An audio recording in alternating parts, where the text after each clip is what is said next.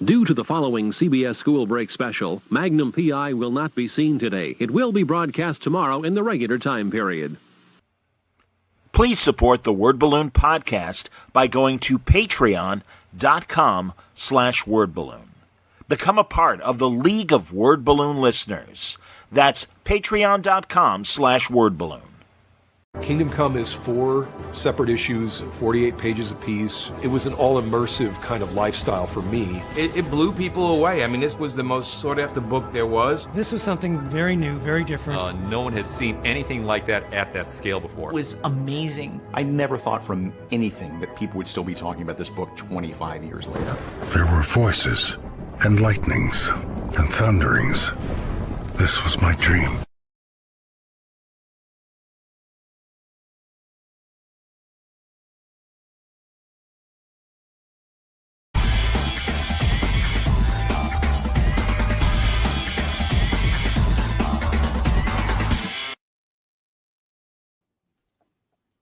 Welcome back, everybody. Time again for Word Balloon, the comic book conversation show. John Suntress here. Always happy to welcome my buddy Brian Michael Bendis back to the show, but very excited to be speaking to his collaborator and co-creator of the Phenomena book series. We're now on volume 3, but it is André Lima Araujo. Am I saying Araujo? How am I saying it, Araujo. Araujo. Araujo. Okay. Araujo. So the O is silent. Araujo. No, sorry, the O in the end. Say it again. It's so the Portuguese accent is a bit close, the vowels. So it's more subtle. Instead of A, we usually say something like that. So I know it's hard to grasp, but it's Araujo. Araujo. That's absolutely perfect, John. Thank you so much. Araujo. Well, I'm Greek, so I can roll the R a little bit. No, it's the best American pronunciation that I've ever heard of my name. So this is already a win for this podcast. I just call him Andre. Yeah, exactly. Andre, I love speaking to international creators because I always learn. And also, as I was telling you before we started recording, I always admire your command of the English language because we're dumb farmers here in the United States. We don't know what we're doing. Well, thanks. I mean, it's not like we have a choice at this point in time. Everybody needs to speak English for one reason or another. I know. Maybe now, not for long. Yeah, Chinese is going to be the new one, I guess. But here we are. That's great, man. I'm going to really fast acknowledge some of the people that have already shown up in the chat. Oh, thanks, everybody. Hello. Yes, Jinx World, yay! These are some of the guys from the Jinx World Discord, and I'm thrilled that they're here because right at the top of the show, John and I wanted to make a bit of a programming announcement and kind of like figure out some of the details right now. You want to just dive into it, and then we'll talk about the book? Yeah, if you don't mind. So here's what we're going to do. So John and I, who have been podcasting together for, we think, 20 years, which is incredible. We were talking offline about our special spaces and what we do online and stuff. And what we decided to do was team up Jinx World, which is my website and Discord and class situation, and John's Patreon, a Word Balloon. It's a Word Balloon Patreon, a Word Balloon. And Word Balloon, Patreon.com/Word Balloon, everybody. All right, an excellent space. And we were talking about the spaces, what they mean to us and what we want to do. So we're going to take an idea that we'll be doing on Jinx World, which we just started a few months ago, doing a book club meet. And we pick a book, give everyone like a head start, and pick a date, and then everyone can come online and have the conversation about the book. It is it's a nerd out, but it's also about like craft, and a lot of the people involved are creators or people on a journey to create. So we're literally looking at the book both for fun and for academic and for inspiration. So far on the Jinx World Book Club, we've done Wonder Woman Historia by Phil and Kelly Sue. We did Echo Lands by J.H. Williams and Company. And we'd already announced on Jinx World that the next one would be Criminal by Ed and Sean. And spoilers, it's really, really, really good. But what we wanted to do was we're going to do something special, which is we're doing a Jinx World Word Balloon book club team up, and we're hoping to make it a semi-regular feature for both groups of people. So if you're a member of Jinx World behind the Powers level, or you're a member of John's Patreon, you will get a special invite to be part of the live recording of the book club, and you can be part of the live conversation. If not, you'll just be able to hear it, whenever John posts it. But we thought this would be a great opportunity for interact, have a kind of conversation we like to have, and also get some of these people together to talk. And we also do think there's a lot of overlap between our audiences, and we just kind of want to reward that as well. So, John, do you want to pick a date where you feel good about doing this? And André, of course, you are more than invited to be part of the conversation. Everyone listening to this is invited to be part of the conversation. Thank you. It's a pretty good book. No, it's great. This is, for me personally, and André, I know that your kids are still little, but as your kids get older, you literally have to go to this effort to give yourself an assignment to read something for fun. Oh no, I'm sorry, I'm already there because I have three kids, very small, so reading is a problem. Yeah, it does. It's the first thing that goes and the last thing that comes back. So I've literally been setting up like meetings and podcasts and interviews with other creators that forces me to read their work and get ready for it. Also, stuff I want to do. Marjorie Liu and I are doing a conversation for Abrams soon, giving me an opportunity to read all really do a deep dive. And this was a great opportunity. It started, just so I can be a little braggy here, in this room I'm in right now. Just a few months ago, Ed Brubaker was living here as he was filming the Criminal TV show here in Portland. And it was great. Me and Ed have known each other since like literally the beginning of our careers. We broke in the same month at the same company. And so we've known each other forever. Our journey has been storied.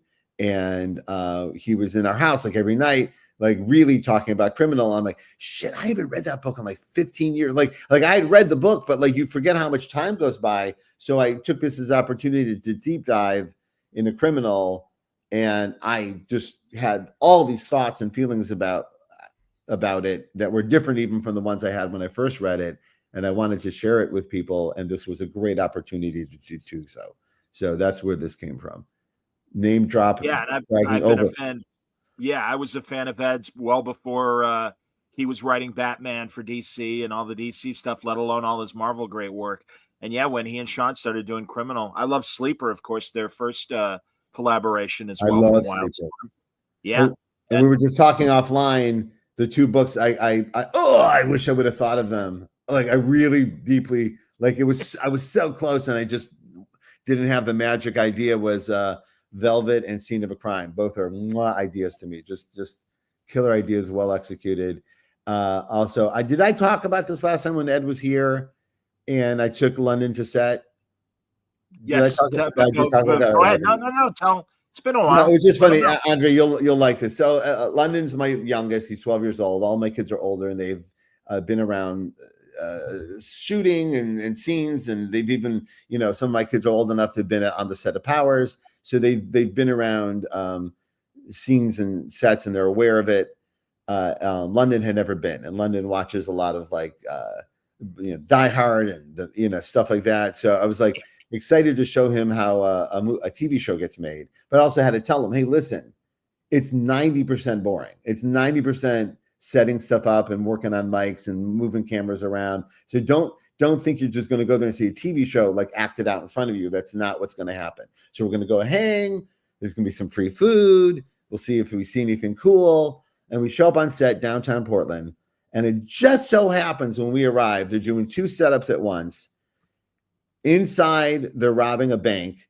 Guns are-blazing, people screaming, crisscross, the whole, literally looks like the opening of the Naked Gun trailer, just like, just all kinds, every kind of cinematic chaos that you would want on screen. And then outside of that, they're shooting like someone getting shot, like someone like with squibs exploding, right? There's a shootout outside. So my son got to see a bank robbery and a big bloody squibby shootout like immediately, which is as cool as it gets on a set. Like genuinely, that's as good as it gets. And he got to see it immediately. And then I'm like, huh? And then he turns to Ed and goes, "Are those Oreos free?"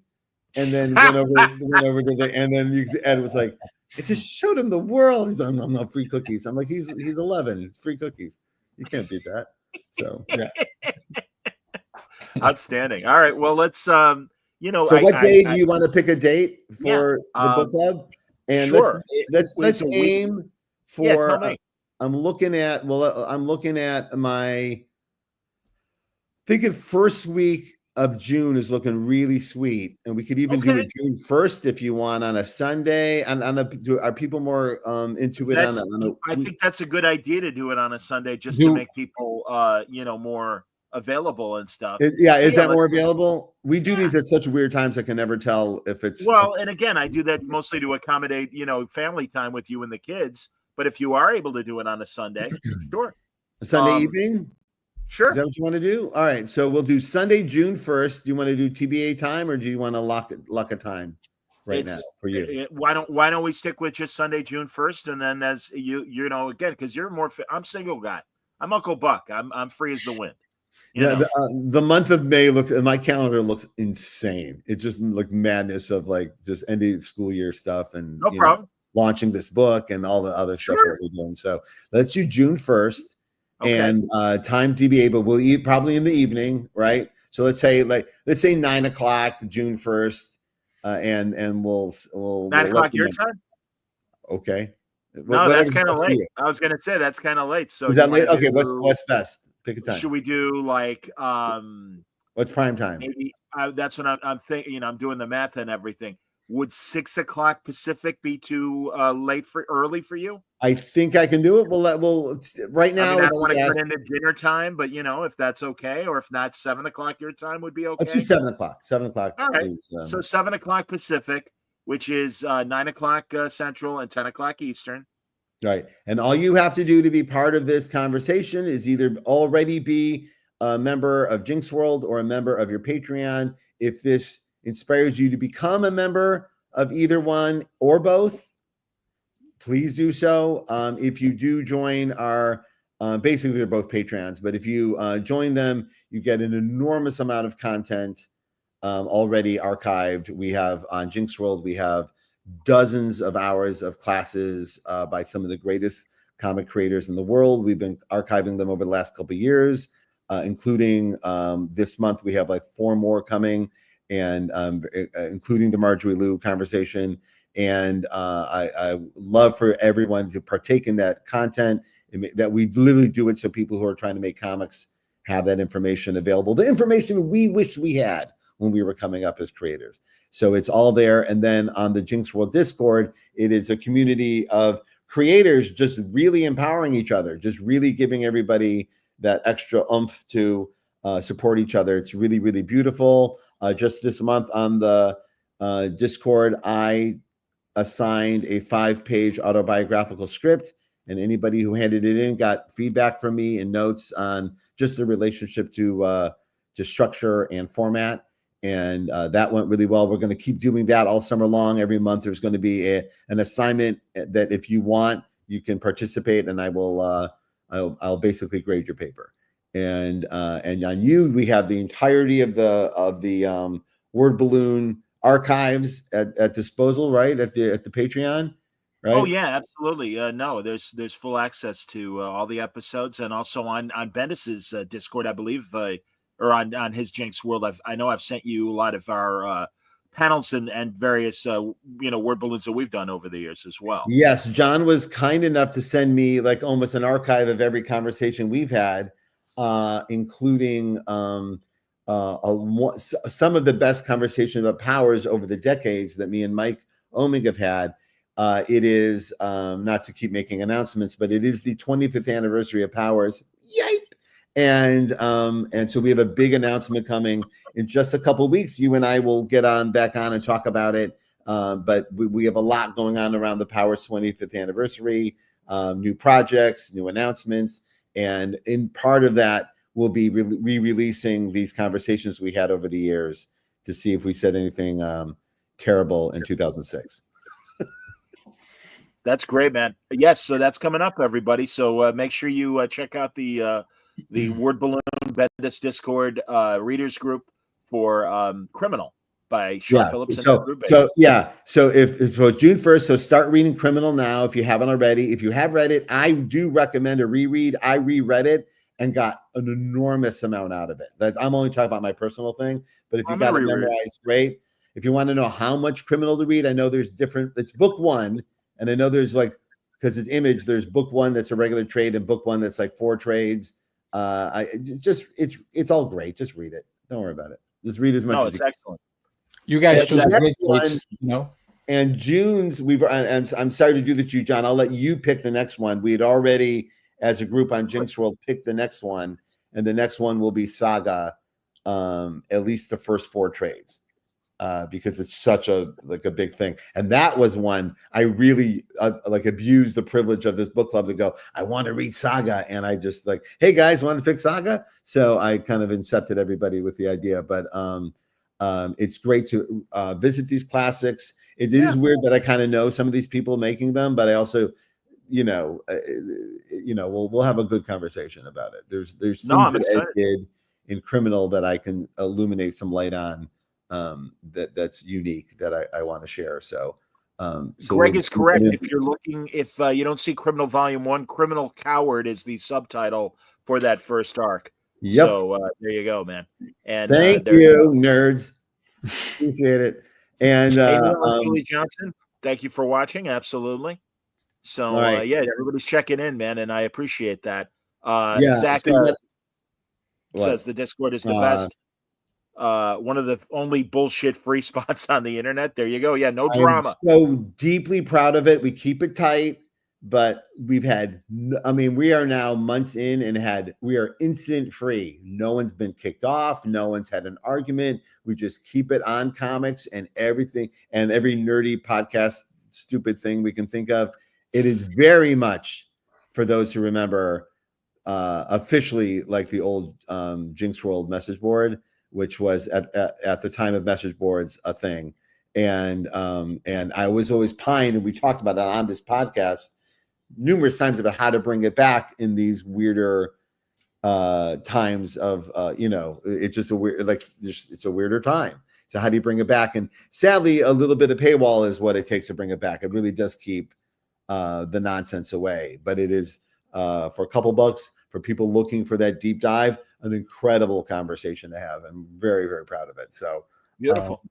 So I take my guilt of having to have a paywall and just throw an enormous amount of content at it, so I don't feel guilty. But I will say, John, as we're on the subject, just this weekend, not to be braggy, I had a crazy turnout in Pittsburgh, a place I had not signed, even though I'm there all the time for family. I realized I actually hadn't done anything professional there in years. Found out it'd been over 20 years. And I called New Dimension Comics, said, hey, come into town, kind of set it up last minute, came hundreds of people. It was incredible. To the person, everybody said, I found you on Word Balloon.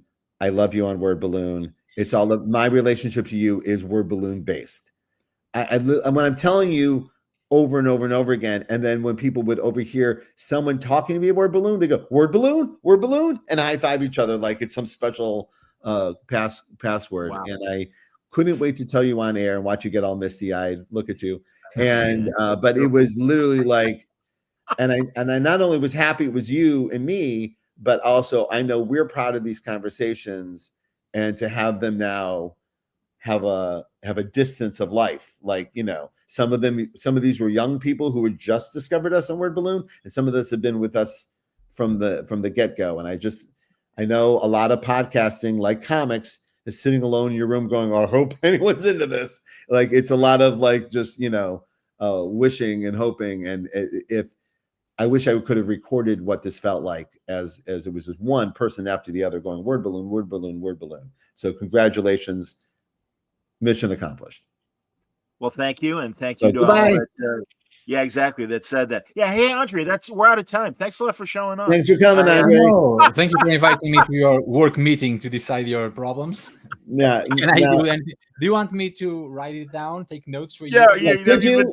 Could you post this, please? No, but exactly. and I'm gonna kind of I'm gonna stop this monologuing with a handover that as much as I am very proud of our long relationship, I was shocked and delighted to find out that you and Andre, another favorite person in my life, had never spoken directly.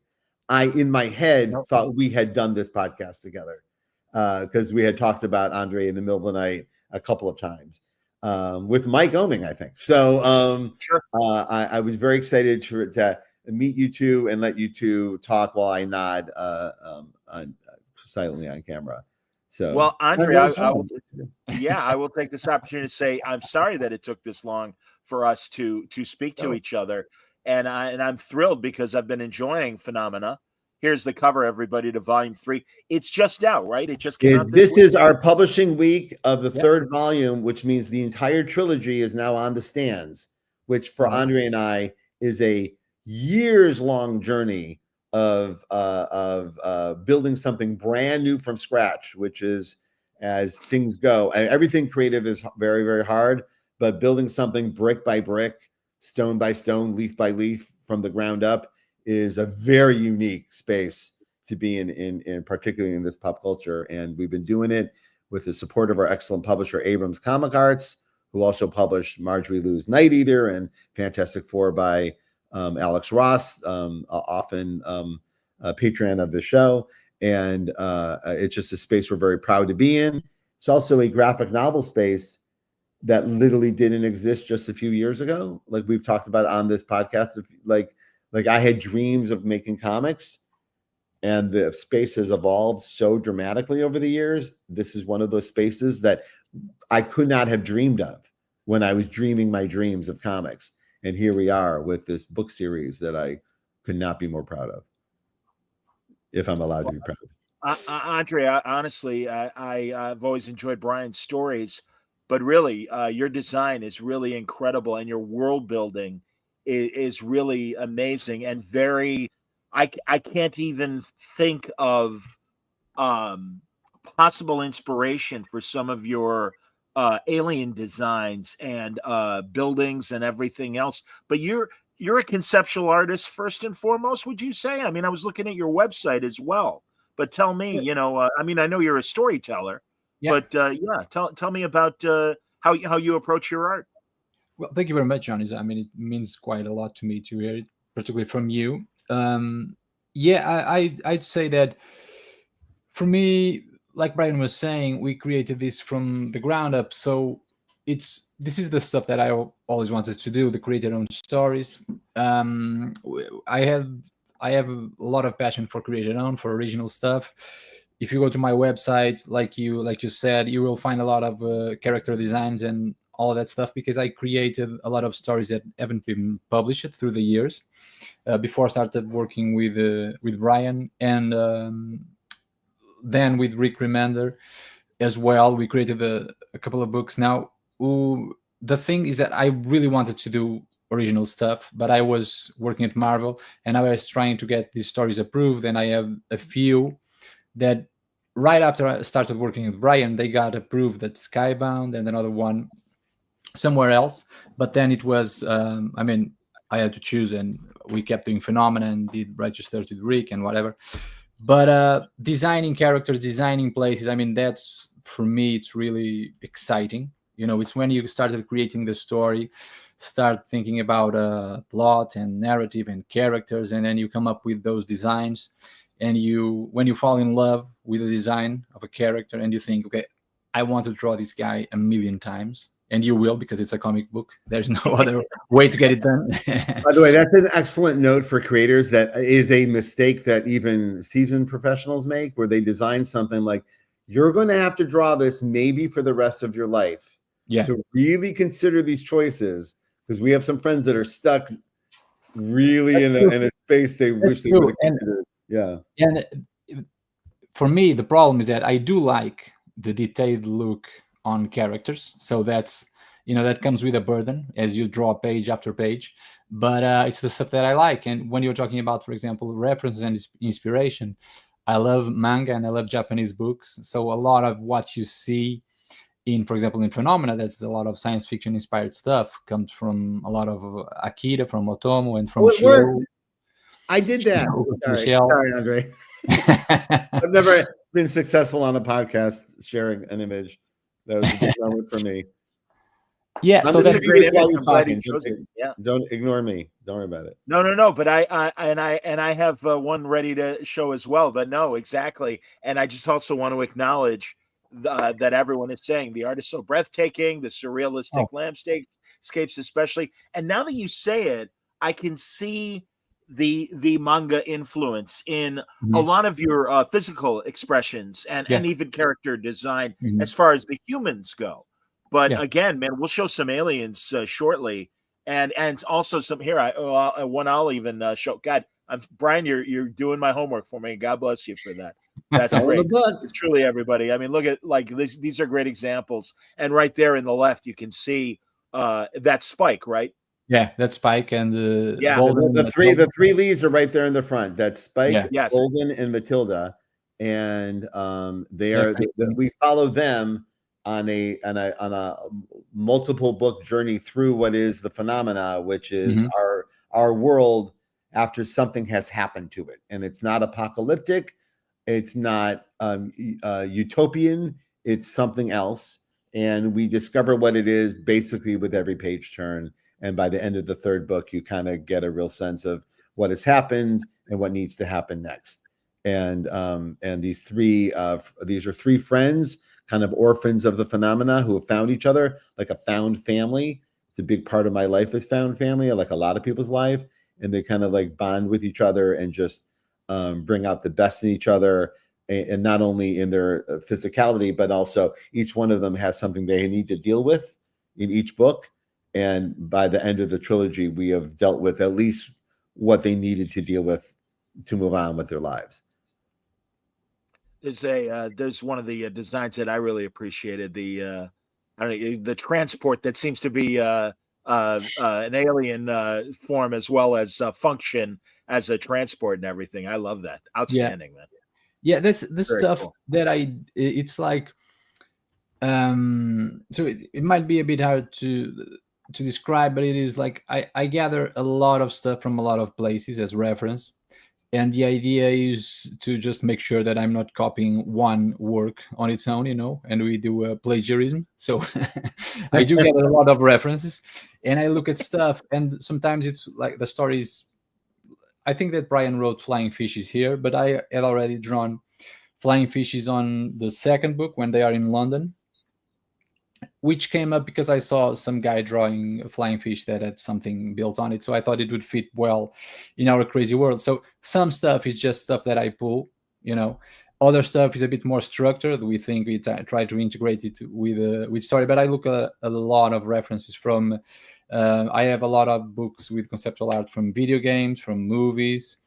I like playing video games, so there's a lot of that. I have dozens and dozens, obviously, of comic books from all kinds of places, from Europe, from Japan, from China. I have from the United States, of course. So all that stuff comes into play, and multiple references that sometimes we just pick something that fits and we throw it in there. So that's usually how I keep it going and how I keep it fresh.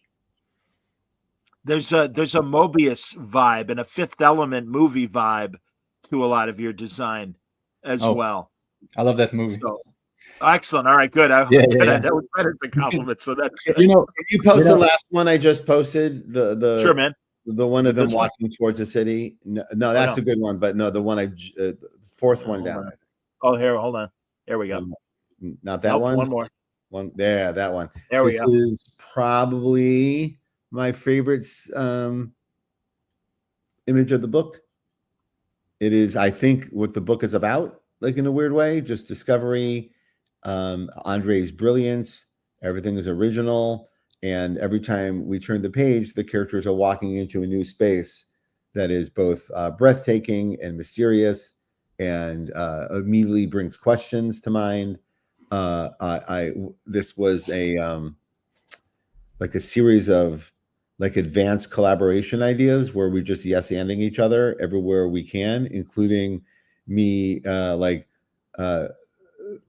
seeing this and getting the fuck out of the way. Like, there is no word I need to add to this. And so at a time in my life where I'm desperately looking to tighten it up and shut the fuck up where I can, having André as a partner is a big reason to be quiet. Step aside and let it happen. Also, I want to point out, like, this is the way André designs stuff and the way he lays it out. It creates a different kind of storytelling, whereas a lot of comic art, it's panel by panel, and you're kind of like just following along with the rhythm and beats that the storytelling. With this one, there's oftentimes where we do that. There's beat by beat storytelling, but then there's here where you stop and look around. I don't know if there's another word for stop and look around storytelling, but there's a lot of story here. Take a look around, and that happens in all three books, where there's a narrative and there's action, but there's also stuff to look around in. That is the story. Like if you're looking for answers, they're there, right? And I kind of like always loved and was inspired by. You don't have to explain everything. It's there. Take a look. You the reader, engage with it on whatever level of pop culture and or illustration, whatever you're bringing to this from your that's what the characters are saying. Like, well, some stuff they recognize, some stuff they don't. Some stuff is new, some stuff is old, and their relationship to it is all of this, and it's all being like reinterpreted right in front of them. So we thought the best thing to do is be quiet and let André sing. Every brick, every stone, every leaf just thrills me to bits, and anything I cover up, I wince at. So no, I get it. And honestly, this reminds me again. Here's another example when Alan Moore and Gene Ha were doing Top 10, and there would be those big shots of the city, and you would really know this is why comics are its own thing, because you can stop and really appreciate every section of a giant image like this and really soak in all the detail that someone like yourself, André, puts in there. And yeah, there are many stories happening within these scenes that, again, that's take a moment and really appreciate what's on the page. So yeah. I can't imagine that kind of detail. I mean, again, André, you must love doing it, or you wouldn't put in this much detail on it. Yeah, I must love doing it. Sometimes I think that when I look at the stuff that I've done, I think I must have been really enjoying this one, because no, but like what Brian is saying was interesting, because for me, it's all about the story. It's what the story asks for, right? So I can do this stuff, and I can do, like, we have a number of double spread pages throughout the book with vast cityscapes and all of that, but it's not like my trick, my party trick, where I go into every book that I do this. No, it's just that this specific story needed that, because we are creating a brand new world, so we need to show it as clearly as possible, and we want to awe the reader with the world, and we want them to be in awe of what they are seeing. So this is the approach, I think, that brings the best results. And so we wanted to show all those details and infuse as much story as we possibly could, like visually put it there. And like Brian was saying, I think that is a really an important point, that if you read the three books, you're going to get that, which is we don't waste time explaining why they are the way that they are and why things look the way that they look. Like, it's for you there to discover it, like the characters are discovering. Everything is new. And so, like, this is the approach I felt and Brian felt. We both went for it. And for example, then I did other books, like I did Righteous Thirst for Vengeance, which is a crime thriller. I think there are no splashes or spreads, certainly no double page spreads of cities or anything like that. It's a completely different type of story, so a completely different type of approach. In Phenomena, like, we had the bit by bit sometimes, because I love doing that, but these spreads were really the thing that we felt like we can hook the readers in and let them discover. And again, it comes from that. For me, one of the inspirations for this from the beginning, with the designs and the story that we were telling and the characters and all that, and I was always throwing those little ideas at Brian, was because of the video games that I used to play, and I still play the RPGs where you are on your own, and now it's an open world and it's for you to discover. So a lot of Final Fantasy stuff, Dragon Quest back in the day, and later on I graduated to the Bethesda stuff, so the Elder Scroll, the Fallout, and The Witcher 3, which is still my favorite game ever. And it's when you're playing a video game, you are discovering it on your own, and there's not a sign over everything saying this is why this is happening, or this, like, it's for you to discover as you go. So I think that this sense of characters walking into places to discover, for me, it comes from a lot from that idea of allowing the reader to follow the journey with the characters and just to be in that world instead of hearing about it. That's excellent, man. Here's a couple questions from the audience. Yeah. B-Things wants to know, did you do the screen tone shading digitally? And everyone is appreciating that it's black and white, by the way, as am I. God bless. Yeah, I'm reading the comments as well. And good thing that you highlighted, because I saw the question, but I had forgotten about it. Yes, those are digital. So what I do is, for book 3, I penciled it digitally. For the others 2, they were penciled traditionally. But on every one of them, it's inked traditionally. So I have all the pages with all that stuff. That's all inked traditionally. Then I scan it and I adjust it. And then I do flat gray tones first, and then once everything is balanced and all the shadows are in and all the gradients and all the effects and everything, I turn it to those dot pattern that you get, that it's more interesting than the flat gray tone, and the dotted pattern, so it becomes like a screen tone that they used back in the day. I know that you use that in American comics as well, but it's especially prevalent in the Japanese books, so that's how they achieve the gray tones. And it's something that once I did it on Phenomena, funnily enough, I started buying digital tones to try to use them on a physical traditional medium as well. And now I do commissions with those as well. It's insane to think of the amount of work that those Japanese guys do to get those tones in place. I mean, only with assistance, it's impossible. When you say you buy them, are you like buying like a pattern? Yeah, I have them right here next to me. Like Zippatone? Yeah. So this one is cut. You can see like a cityscape that I cut. Dude, Zippatone was the currency in the 90s. Like I would like spend all my money on Zippatone. Yeah, so this is the stuff, like screen tones from the litter. I have a bunch of, and this stuff, like you can't almost get it anywhere. When I was starting to buy them, I found a guy on Instagram, a Spanish artist. He's really from like right across the border. I'm close to the border with Spain. And I asked him, like, where are you getting all this stuff? And he said, oh, I don't. I just bought 1 million of them 15 years ago, and now they're out. They're not making them anymore. So I found the Litter website, in which they still sell them, and I imported a bunch of them, and that's how I got them. I now have I literally back in the day skipped a couple of meals and hoarded Zippatone from my art store when I found out they canceled it. I was like, for people get the reference, like Elaine on Seinfeld with the sponges. I was like, I gotta hoard them and decide which projects deserve Zippatone, because I was just part of my illustration. I just couldn't imagine. Sponge-worthy. Yes, I understand. I was so influenced, but Chaikin was doing incredible Zippatone work back then, and Klaus Janson. Yep. And I was so like, you can't be making comics unless you're Zippatone in a brick wall somewhere or something, So I'm a layman, and truly, but it has been fascinating in these 20 years of having these conversations, hearing about tools that are no longer made, and especially for artists. And they go and they find them and will buy a gross of a certain kind of, quill point for sketching and stuff. So I get it.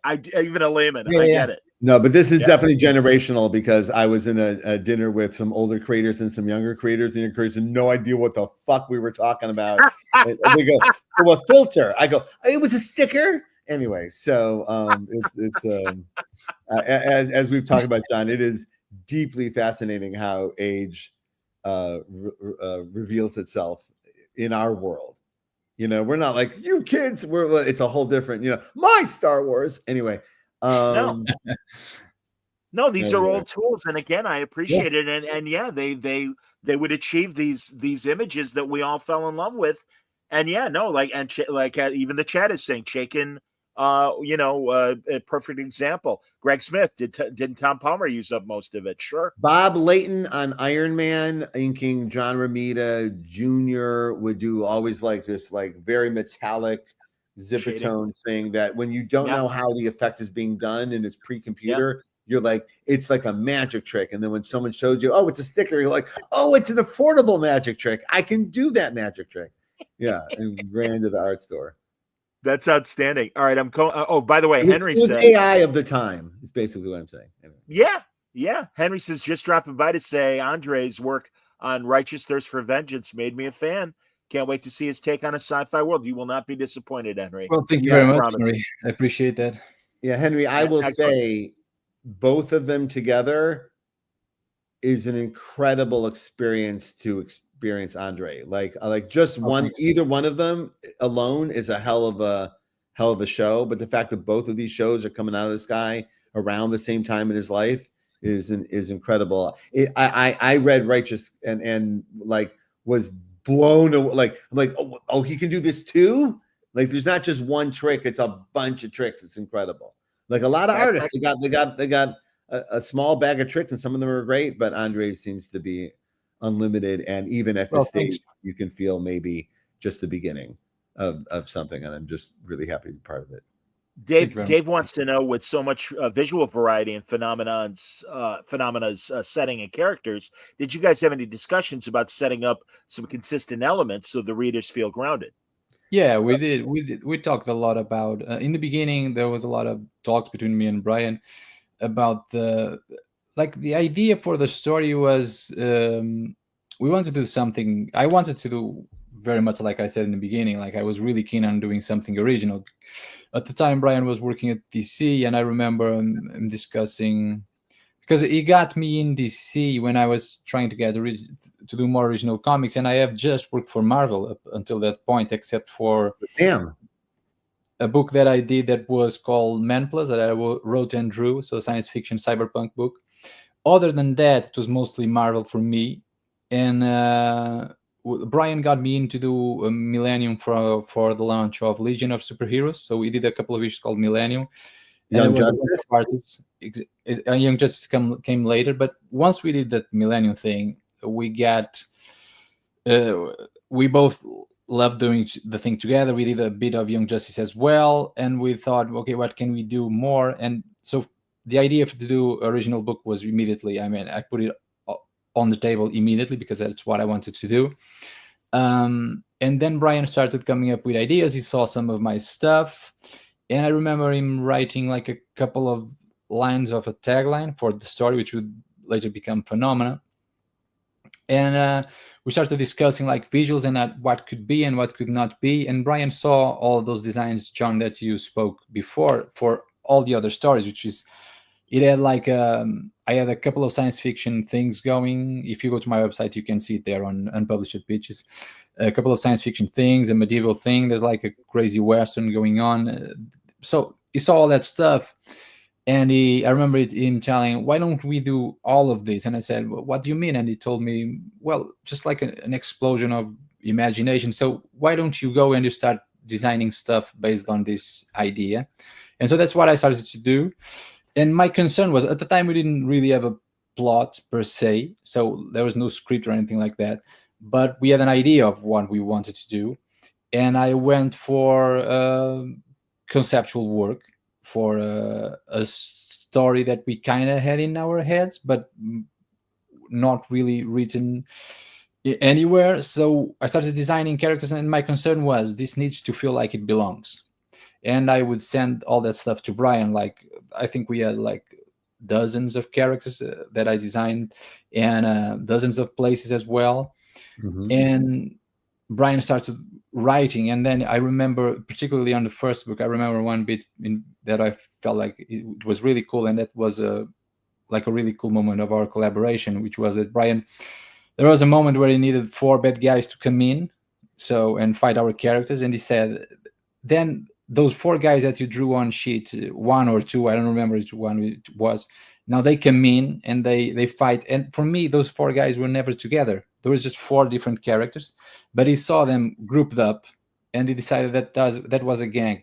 So we started doing this thing more and more and more, which would be like one of us would throw something at the other, and the other would pick it up and run with it. Whether it, as long as we felt like, okay, this belongs to the story, this can belong to the story, I can make this work, we would do that. And I think that created a really cool an impulsive type of collaboration. I am so glad you remember this identically to the way I remember it. I'm always worrying that I am internally mythologizing things and rewriting them in my head to be other than it was like this. Yeah. It was like this. Yeah, now, and so if I can, I just want to pause on a couple of things. There's a couple of things there, just as a teacher, a couple of things we did right that I applied here that I wanted to say. Okay, this book is enormous. John's going to share another spread right now to illustrate that idea. This book is enormous, and a lot of people, when they're like watching like Star Wars or Avatar or any big world building stuff, they go, oh, I want to build a big world right away and like dive into a big world building storyline idea, and then it kind of falls apart on them. What we did right, what we learned from our heroes, is we started small. We did not start here. First, as I've done a few times over the years, I've used the privilege of working at Marvel and DC to hire André to see if we would work well together. Like we did a couple of 8-pagers for Legion and Young Justice, just to like see. I love his work. I'm feeling pulled towards it. Like I remember when he was working with Sam on Avengers AI, I'd be like, I want to work with André, but you also don't want to like break up someone who's having fun in their collaboration. I have quite a few friends that work with people I would kill to work with, but they're busy working with my friend. And you don't want to get involved. Like David Aja, perfect example, right? And so we did a little Legion, a little Young Justice, and that not only are we finding out, oh yeah, this works on the basic superhero level, we got this. And then I said to him, hey, what do you think? Like I want to engage with you creatively, but I don't want to like pitch you hard on an idea. I want to find out what's pulling me towards your work so hard. Like I'm compelled towards you. There's like hundreds of comic book artists, but I'm focused here. Show me why. Like take me on the journey. And that's when he like showed me all of these world building pitches that he had, and I was like, oh, it felt like Christmas. Like, oh, just give me all of it. Just give it. So I just want to, for those who are looking for their collaboration with their friends or trying to swing for the fences, start small. I did the exact same thing with Mike Omen, which we have published a lot. We did a handful of short stories before we did Powers, which became our big 25-year odyssey. We didn't just start going, Powers, go. It's no, find each other, find the rhythm, find out where you fit in this collaboration, and then get going, right? So like, and at one point, Phenomena at the earliest days was going to be an ongoing series of some kind. We were going to do like some, at DC, we were going to do an ongoing series. So it give us time to keep building and building and building, which is what I'm used to from Alex and Mike. But when this became a graphic novel series, then it became a much different kind of collaboration. Like now it's a whole shape. Now we knew exactly how many pages this needs to be and what it's gonna look like. Anyway, I just wanted to point out yes, you get to see these big cool images. We did not start at big cool image. We started small and built towards it, helping each other. And as Andre's pointing out, the big one, in collaboration, yes, and improv, he shows me something. Yes, and this. And then he goes, and this. And like we're not stopping each other, or we're just pointing at the part that we feel inspired by. And the same thing in my writing. He would point to the thing, I like that part. I'm going to make that the spotlight of the panel, right? And then I would say, okay, that's the part he likes. I will then write to it. Right towards it. So by the time we're at we're in the third volume, I'm very aware like where our special space is, like, and it's just a beautiful feeling. And I just wanted to, I know we have a lot of young creators on the call who even I remember going, I want to make Star Wars. I'm like, yeah, it started small, right? By the way, I get it.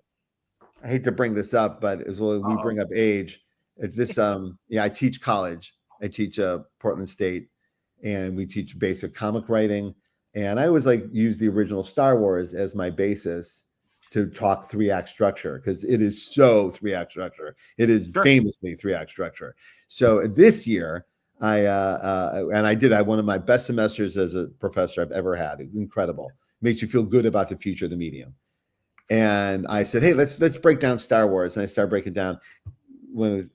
Are you talking about the original Star Wars from 1977? I go, yeah. They go, so the British independent one? And I go, what? They go, isn't that like a small British independent film? I go, no, that was the biggest movie of all time. They go, oh, because it really reads like a small, like a Doctor Who British. I'm like, oh, okay, everyone put their heads down. I need a minute. They go, oh, no, I've seen a Star Wars. I go, just haven't seen that one. Like a lot of the students hadn't seen it. And I go, I've seen Force Awakens. And like, yeah, if you're 19, that 45-year-old movie is like watching Citizen Kane or something. You just got to be in the mood for it. Yeah, man, it's old. Yeah. But when he described it as that small British independent film, I was like, all right, everyone take a break. Daddy needs to put his head down. Well, my head was down while you guys were talking because I wanted to look up some of Andre's past Marvel work, because I've got Marvel Unlimited. And it is ironic timing because I was on a podcast last night and they wanted to review a couple old stories. And I said, well, let's do Kingdom Come because of the screening on Saturday. I said, but let's do Bendis and the guys doing Age of Ultron, the original comic event. And I'm like, oh, and then of course it went into Avengers AI that André and Sam did. And I didn't realize, and I'm like, I didn't do the math, André. I was focused on Sam being the writer.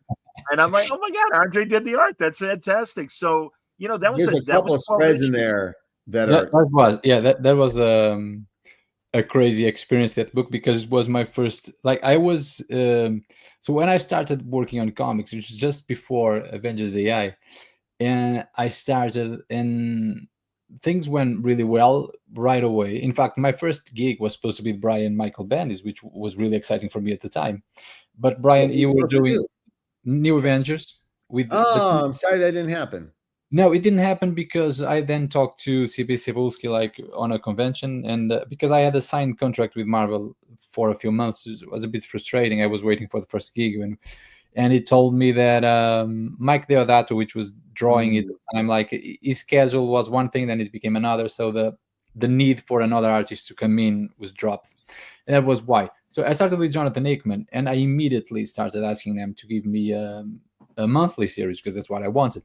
Sure. And so after doing a couple of things more, they got me to work with Sam, which was like, it was perfect because Sam is crazy and I'm crazy, and we went really crazy in that book. And I sometimes I look back and I think of the stuff that was going on, because it had a part on the real world, another was taking place in virtual reality, and we started getting really abstract with that and really wacky and crazy. There was a point where the artificial intelligence that was a bad guy was materializing itself in the virtual world as Miami Vice from the 80s. I remember drawing the wackiest thing that you can imagine. Sure. And it was a lot of fun, a lot of work as well, because when everything goes, every panel is different and characters are dressed differently. And so it was a really fun book to do. And it was as close to a creator-owned thing you can get from Marvel, because I designed all the characters for that. And Sam, I remember Sam sending me links with writings and things on artificial intelligence, on cyberpunk, all that stuff. So it was a lot of fun. Sam is one of my closest friends. Sam is now just announced today. They already announced that he was the writer of Thunderbolts, but surprise, he's the new writer of New Avengers. That's what of course, there you go. I am as the OG New Avengers writer, nothing makes me happier to that. But both Sam and David Walker is writing New Avengers versus Godzilla, and it's from our run of New Avengers, and it makes me very happy. It's very, very cool. There you go. Here's the New Avengers right there, because I was talking about them with Paul Jenkins last Monday when the screening happened and everything that he was at, and of course he created the Century. Yes. So we talked about that. Absolutely. So that's Did great. You like the movie? I didn't hear your review. Were you into it? I loved the movie, and it was such a relief. And I'll say this and here's my editorial, everybody. No, it's the best movie since Endgame, and I really feel that really? The movies and the television shows kind of lost their way for a while, but thank God Born Again and Thunderbolts are both exceptional, and it's nice to be excited about Marvel film and television projects again. Have you seen it yet, Andre? Have you seen Thunderbolts? No, I have not. I haven't seen it. I haven't seen small kids. I don't go to the movies as often as I like to. Oh, Andre, just like last month, I was like watching like, hey, how come I've never seen Cloud Atlas? And how come I've never seen and I realized, 2012, my son was born. I didn't see any of these movies, and I've literally watched. I just have a pile. Yeah, I have a pile of movies. And luckily for me, my wife is at home with me as well. So like during the day in my lunch break, we have lunch together and we watch. Right now we are rewatching The Sopranos. So that's okay. Hey, great. Yeah. Speaking of crime. Yeah, and we watched the Deadwood, for example, like last year, which I had never seen. I was just blown away by it. And we're watching usually TV shows that we don't have a chance to watch otherwise. Movies, going to the movies, I love doing it, but it's like it's an old thing because I need to ask my mom to come and take care of the kids so I can go. And it's like I haven't seen Thunderbolts yet. But you know what, Bubba? You're just a few years away from introducing them to all the shit that you love that they're now old enough to dig into and ask for. Literally, my son comes to me and goes, hey, can we watch Die Hard? And I'm like, why do you want to watch Die Hard? And it was because he watches Brooklyn Nine-Nine, and every episode they reference Die Hard to the point where he thinks he's obligated to see Die Hard. And then that took us down a Bruce Willis path that he loved. And I'm like, this is what I know. And like right now, we just did like he literally goes, hey, what's with Mission Impossible? That guy's flying off of planes and shit. And I'm like, yeah. And so we started watching Mission. He loves it. So we're I need to now. That's the one that I need to get my ass to the theaters, is to watch the last final one. The final one for now. I saw the final one until they do another one. Yeah.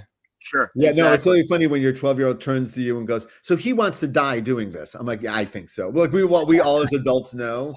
I'm like, he clearly has decided this is how he wants to go, right? For real. 2 years old is hanging off a plane upside down like a lunatic. He's nuts. I know. Yeah, it's totally crazy. And then this week in Pittsburgh, I didn't get to go to the premiere because of family stuff, but I got to take London to Thunderbolts, which is filled with stuff that I had contributed to before he was born, right? And then he's just like fucking in love with it, and I'm like, it's very, very sweet. And Florence Pugh gives one of the best Marvel performances like of all time. Like she's great up there with Robert. She really is. It's her movie. She's incredible in it, and they kind of know it's her movie. Like everyone is in support of her. Well, the way she was in Hawkeye, the Hawkeye Christmas TV series, and her appearance there, and also of course the Black Widow movie, you can't take. I mean, really, you can't take your eyes off her. And I don't mean that in a pervy way. She's just great. She's just got magnetism. No, and also, magic. It's like Julia Roberts, just magic movie star energy. Yeah. That you're like, oh, you've got it. Yeah. Well, and even I don't know if you guys saw it, but her WWE movie, Fighting with My Family, where she's Sage. Is that with The Rock? No, she's great, and it's her character and her personality that comes through. And I have one of my best friends is a massive wrestling guy, and he's like, "Listen, I know you're just like okay with wrestling, but it was Stephen Merchant, Ricky Gervais's writing partner, and a great comedian in his own right. I know the movie. Yeah, and it's great, and she's amazing in it. And he's one of the Morlocks. He's got X-Men cred. That's right, of course. He's in Logan. Exactly. But I mean, she's amazing. David Harbour is fantastic. and I love Red Guardian I mean, what they've done. That's a great thing. You know, these are great characters in the comics. And forgive me for this Marvel tangent, but you're both. I brought it up. Yeah, you guys are Marvel guys, so it's cool. It's Avengers related. We're all Avengers. Absolutely. So, but really, like, listen, I always appreciated Yelena as a comic book character. I always appreciated Red Guardian as a comic book character. But then this is why sometimes it's great when they evolve on screen. I mean, it happened even with Tony Stark from who he was prior to Downey imprinting his personality on Tony Stark. And now people write it the way Downey plays it. And the same you could say for both Harbor and also Florence Pugh. I still haven't seen all of Oppenheimer, and I really got to watch that. But she really, she's a great actress, and it was, you know, listen. How have you not seen all of Oppenheimer? Where did you tap out on Oppenheimer? Well, I've just been busy. Well, like Andre said, honestly, and I didn't know if you were going with when you were talking about watching TV shows with your wife, Andre. But a lot of times, you know, it's like I don't have 3 hours for a movie. Yeah. So I'll watch it in sections and stuff and get back to it. If I find, God, guys, I don't know if you've heard this, but it drives me crazy that screenwriters are being told by the streamers, can you be a little deliberate with your dialogue? Because somebody's probably doing laundry or on their phone while they're watching a movie. And it's like, oh, you don't want them to pay attention to my script anymore. Yeah, help me, Brian, as a writer. Help me. No, you're right. And it's doubly, for me, deeply interesting that just 10 years ago, the opposite note was the first note you would get. Like when I was working at FX with Powers, and that was the time of The Shield and those shows, their note was, they called it lean in television. Don't explain it. Don't lean in with exposition. They are paying attention and they're paying for the privilege. So don't hold their hand. Let them lean in, and like, you have to watch, and then you will see it. And now that note has flipped to, and I have gotten this note as well from the streamers that I work with right now, that put it in dialogue. They're not watching, they're listening, they're doing something else. You know, create moments that may grab their attention, right? And I can't say I disagree with it. I think I do that on certain shows. So you can't say, the art form. Like, you're like, oh yeah, okay, you're right. But there is, I think anytime you get a note like that way, either version of that note is a little weird, to be honest with you. But it's kind of up to us to go, all right, what's the clever version of that then? Doesn't mean you have to do like a violent exposition dump that hurts the head. You find a way into this that makes people put their laundry down and get sucked into the piece. I mean, that's our job as comic creators too, is that the minute you put the book down, that's my fault, right? If you can't put the book down, me and Andre did the right thing, right? That's the thing. So we know our relationship is to keep your interest, right? I want Hallmark movie levels. Yeah, there. I don't know if you guys. Yeah, no problem. God, Andre, I hope Portugal is spared the tedium of and banality of a Hallmark romance movie. I don't know if you guys.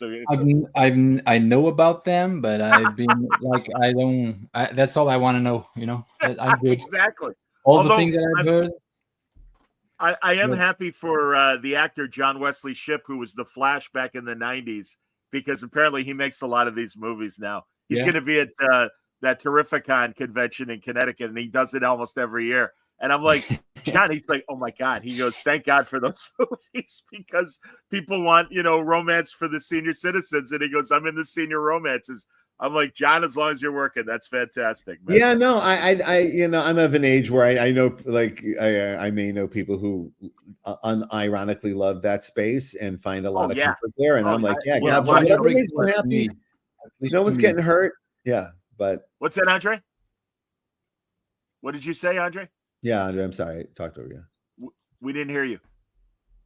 Well, can you hear us? Is he gone? I don't know. We see him. Weird. Can you hear us, Andre? Is he having a stroke? Are you okay? I don't know what he's. I'm sorry. You're both breaking up to me. I don't know if you can. No, it's you. We can hear you. We can hear you. Now your screen is frozen, but we can hear you, Andre. Okay, he'll come back. He'll come back. Don't worry. He'll show some of his art while we're talking. Anyway. Yeah, absolutely. I'm glad by the way, that you like Thunderbolts. I was like, I'm curious if this. I know you had frustrations, and rightly so. So I was like, I wonder if this he'll come back. does make you feel better. You know what I mean? Like, Brian, honestly, because really, I'll be honest, and I love Sam Wilson and I love Anthony Mackie. Captain America: Brave New World really got me angry, and I forget. And again, I just as a film fan, and I'm just like, what a missed opportunity. Much like, and I'll just say it briefly, like Michelle Yeoh with the Section 31 Star Trek movie. It's like, what missed? And again, that's all I'll say is what missed opportunity. I'm laughing because you and my wife bring up the hurt of Section 31 quite often, and it's very funny to me. Well, and the last time obviously, there's no one listening to this that doesn't know the feeling of being super disappointed by something you were very excited to be part of. And it's well, and that's you don't want to be a troll, you don't want to be a jerk, but it's like, come on, guys, try harder. All right, here's André again. Wonderful. Yeah. Well, I mean, as I posted on Instagram yesterday, I apologize. Something went up. Not at all, André. It's quite all right, to me. I imagine it was on my end. No, that's okay. You missed... No, it happens. It happens. Yeah. Don't worry about it. Part of the subtext of this podcast, André, is to helping John through the tragedy of watching Star Trek Section 31 movie on Paramount Plus. So we're just helping him through that stage. I will say, as I posted on Sunday, this is my 30th wedding anniversary week as well. I've known Elisa for 30 years. And I've never seen her disappointed with a Star Trek project. Like, there's nothing. She will find the good in any project except for Section 31. She really it was like she went, I can't find the love. Like it was, she loves Lower Decks. She loves fucking, she loves things that are Star Trek like. She'll watch Babylon 5. Are you a Star Trek person or no? I've seen it. I remember watching the show as a kid with my uncle because he was very much into it, and I remember there was some pretty cool episodes. The with Jean-Luc Picard mostly. So Next Generation. The Next Generation stuff, yeah. And then the J.J. Abrams movies. I really liked the first movie. I thought that was movie was good. Fantastic. Yeah, I like the first movie. I'm with you. Also, very, very I did a rewatch recently with the son on all the J.J. Abrams Star Treks, and Star Trek Beyond is way better than people might remember. Like I know the new Khan didn't land as well as we'd all hoped. Well, that was the second but that third one that Simon Pegg wrote, very strong movie. It's like what everyone asked for. It's self-contained. It's like a big overstuffed episode. It surprises you. The designs are incredible.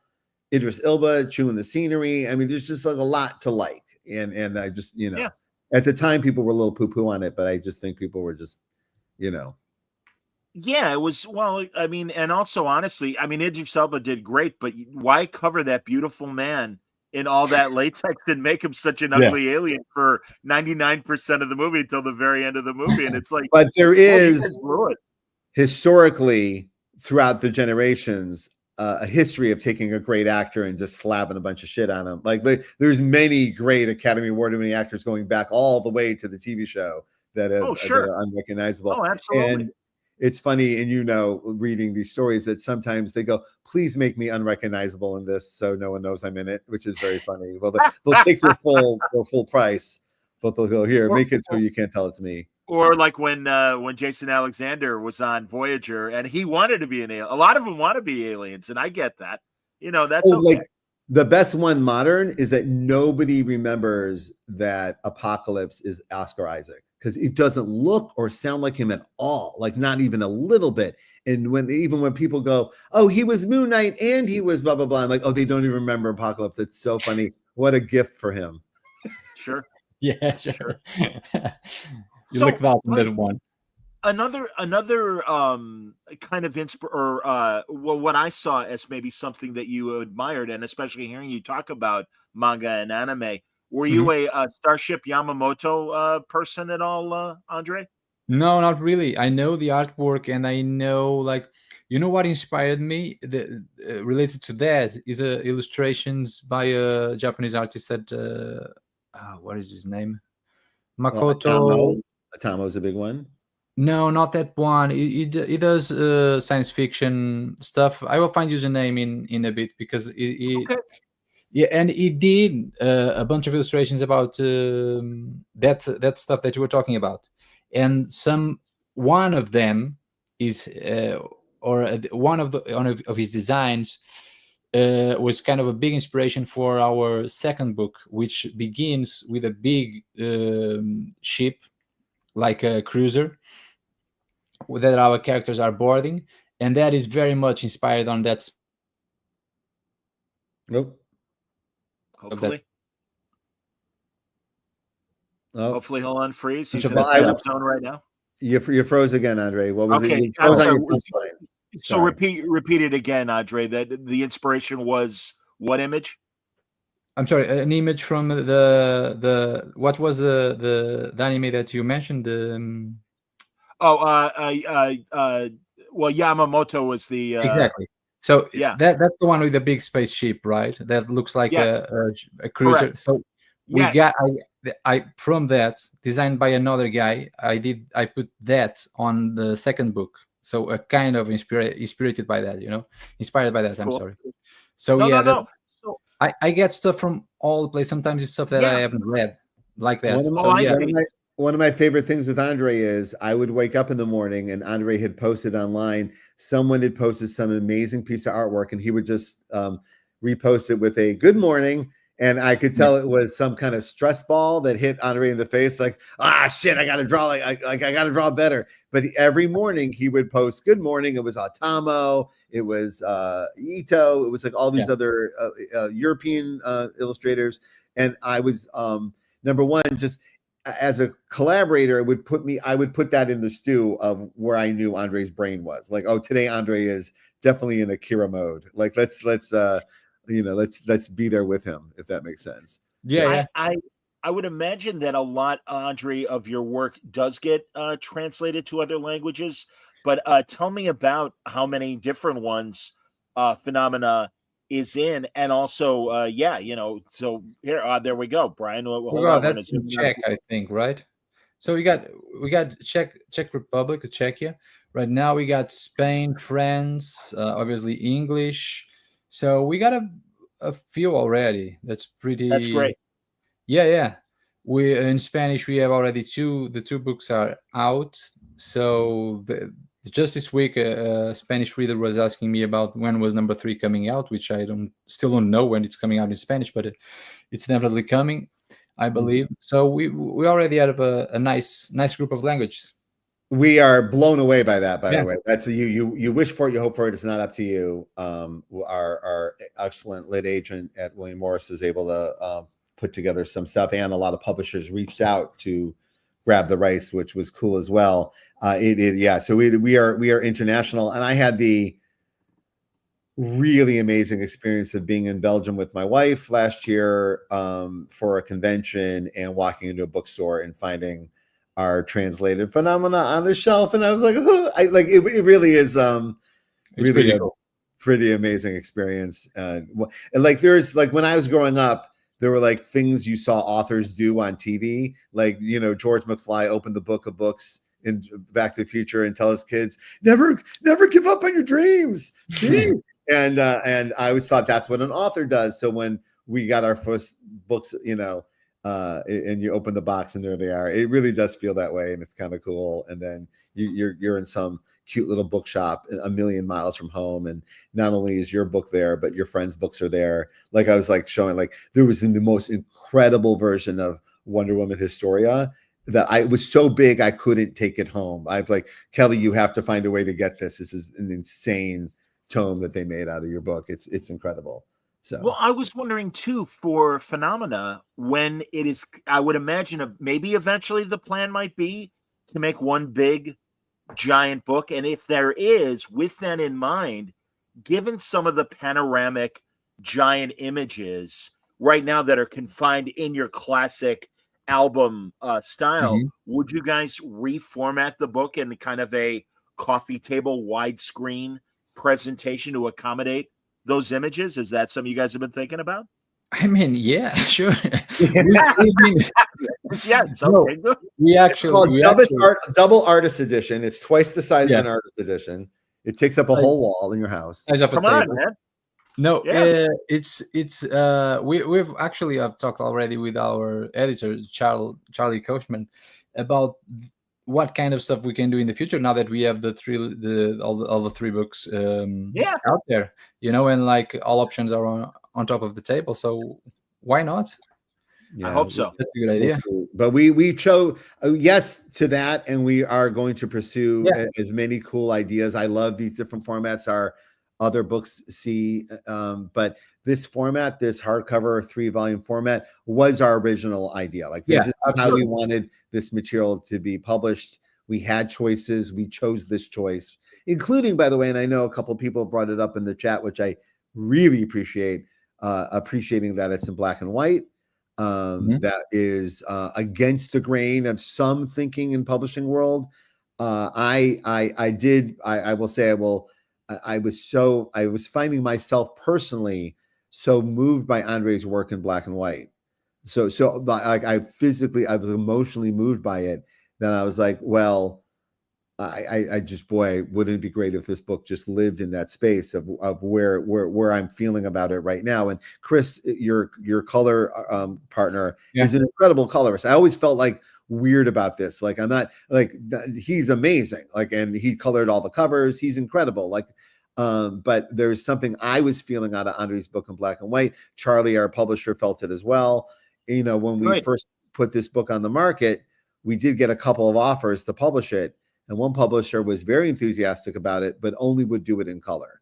And so we literally had the choice, and we're like, and I was so grateful that André was willing to roll the dice on this, because when you remember, John, when I was coming up in doing black and white comics myself throughout what I call the 90s, all I was doing was black and white work, and every single day would be some slight against me and my friends working in black and white comics, either in the press or right to your face, where people come up to you at a show and go, "Oh, are you ever going to finish it?" Like black and white's not finished, right? And I'm like, "No, it's finished." They go, "Well, it's not in color," and I'm like, "Oh," like so there was a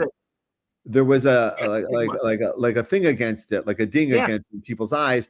But over the years with manga and Walking Dead and Sin City, there was so many examples of black and white being the right choice for that project I wanted to like reverse thought process and like, boy, but this is hitting me on the black and white level.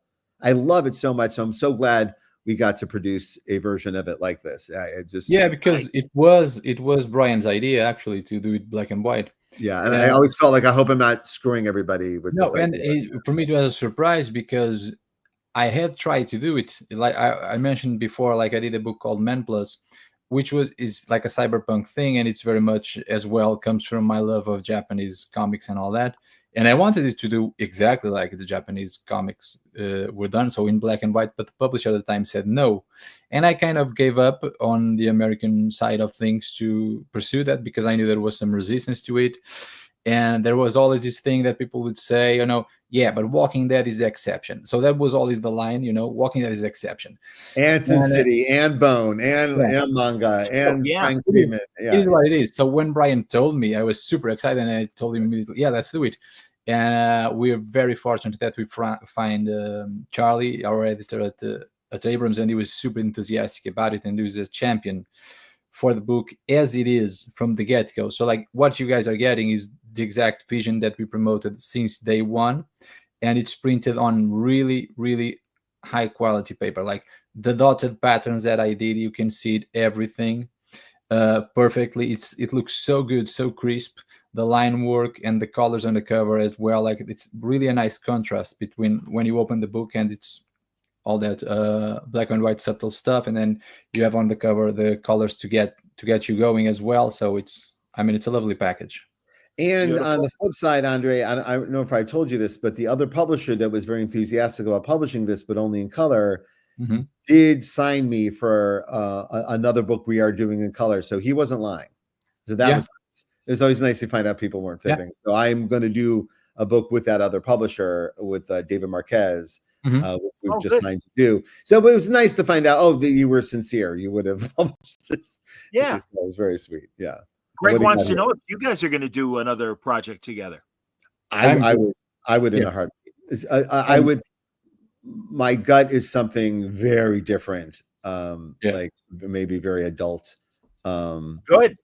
Yeah, I'm pretty sure that. No, I'm just joking. I'm pretty sure that that phenomenon is not the last thing that we are doing together. We're launching this one, and the future. I'm pretty sure we'll end up doing something else together. After collaborating with someone, Andre, do you then want to do something just yourself? Do you rotate that way? I do.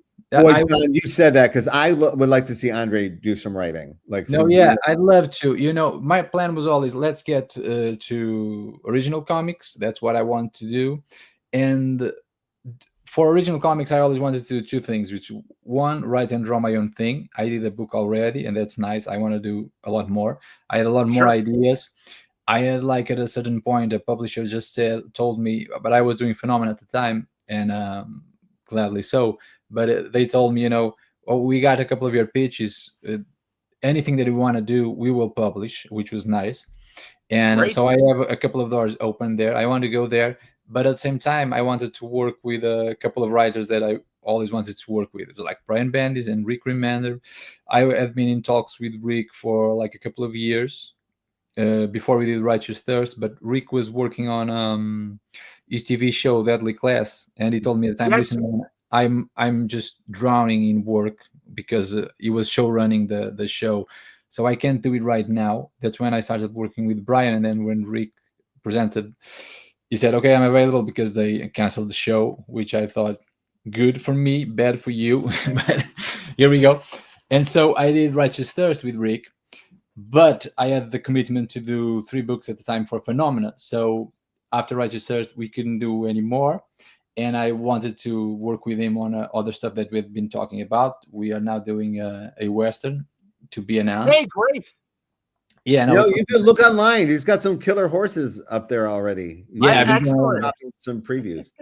Yeah, so when Brian is there available for you, or when Rick is available, I would take the opportunity to work, because the schedule gets busy for me, gets busy for them, and then you spend 10 years and you haven't worked together. Then they move on to TV or to this or to that. Sure. And they're gone. So if I can get an opportunity to work with these guys first, I will take it, because on my own I can control things much better. But you'll definitely going to see me back at writing and drawing, that's for sure. Yeah. I have just next to me the other day, I printed I have it right here. There's something that I've been writing for a few years with notes and whatnot, and it's just pages and designs and a lot of stuff. So I printed everything. A lot of typing, Bubba. Yeah, I printed all of that for me to read and see where I was with this thing, and because I want to pick it up again for the future. That makes me very happy. And I said this to him years ago. Like the next step is you're going to write and draw your own thing. Oh, I'm gonna. I just taking the opportunity to work with you guys. So put it out in the world. Who else? What other writers would you want to work with? And I know a couple that I've sent some copies out to friends of ours, and there was one writer in particular. Oh, you're the one who's been who I can't get my hands on Andre. So you can give him my email address. I can always say no to him directly. Which no, it was super sweet. It was no. You're the reason he's not available. Yeah, it was very funny. I can say it, no problem. I put it out there. It makes it happen, because I've talked to them already personally and through email and all that.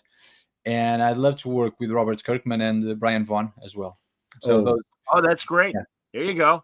Absolutely, man. It's people that usually what draws me to work with people is they do books I love reading, and they work with great artists as well, and they take great care of them. And that's the stuff that when you see a book that looks really good and a writer that is working with all of these artists that I've always admired, that you have shared sensibilities. You're bound to. That's because if they're working with people that you also love, you like some of the same stuff. So, and then I love the stories that they're writing, and I read a lot of, like, I remember when I was getting into like trying to be a professional artist. I remember I was reading The Walking Dead and Invincible, and then I got into a lot of Rick Remender stuff and all of the Marvel event books, so that I got into Brian Bendis as well.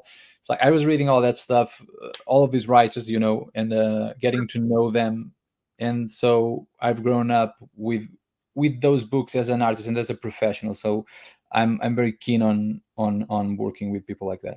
That's awesome. That's excellent. A couple questions from the audience. Yeah, First of all, Tom Moore wants to know, glad to hear Brian and Andrew talking about future projects, but comics and publishing and media in general is in an unusual time. Really? How so?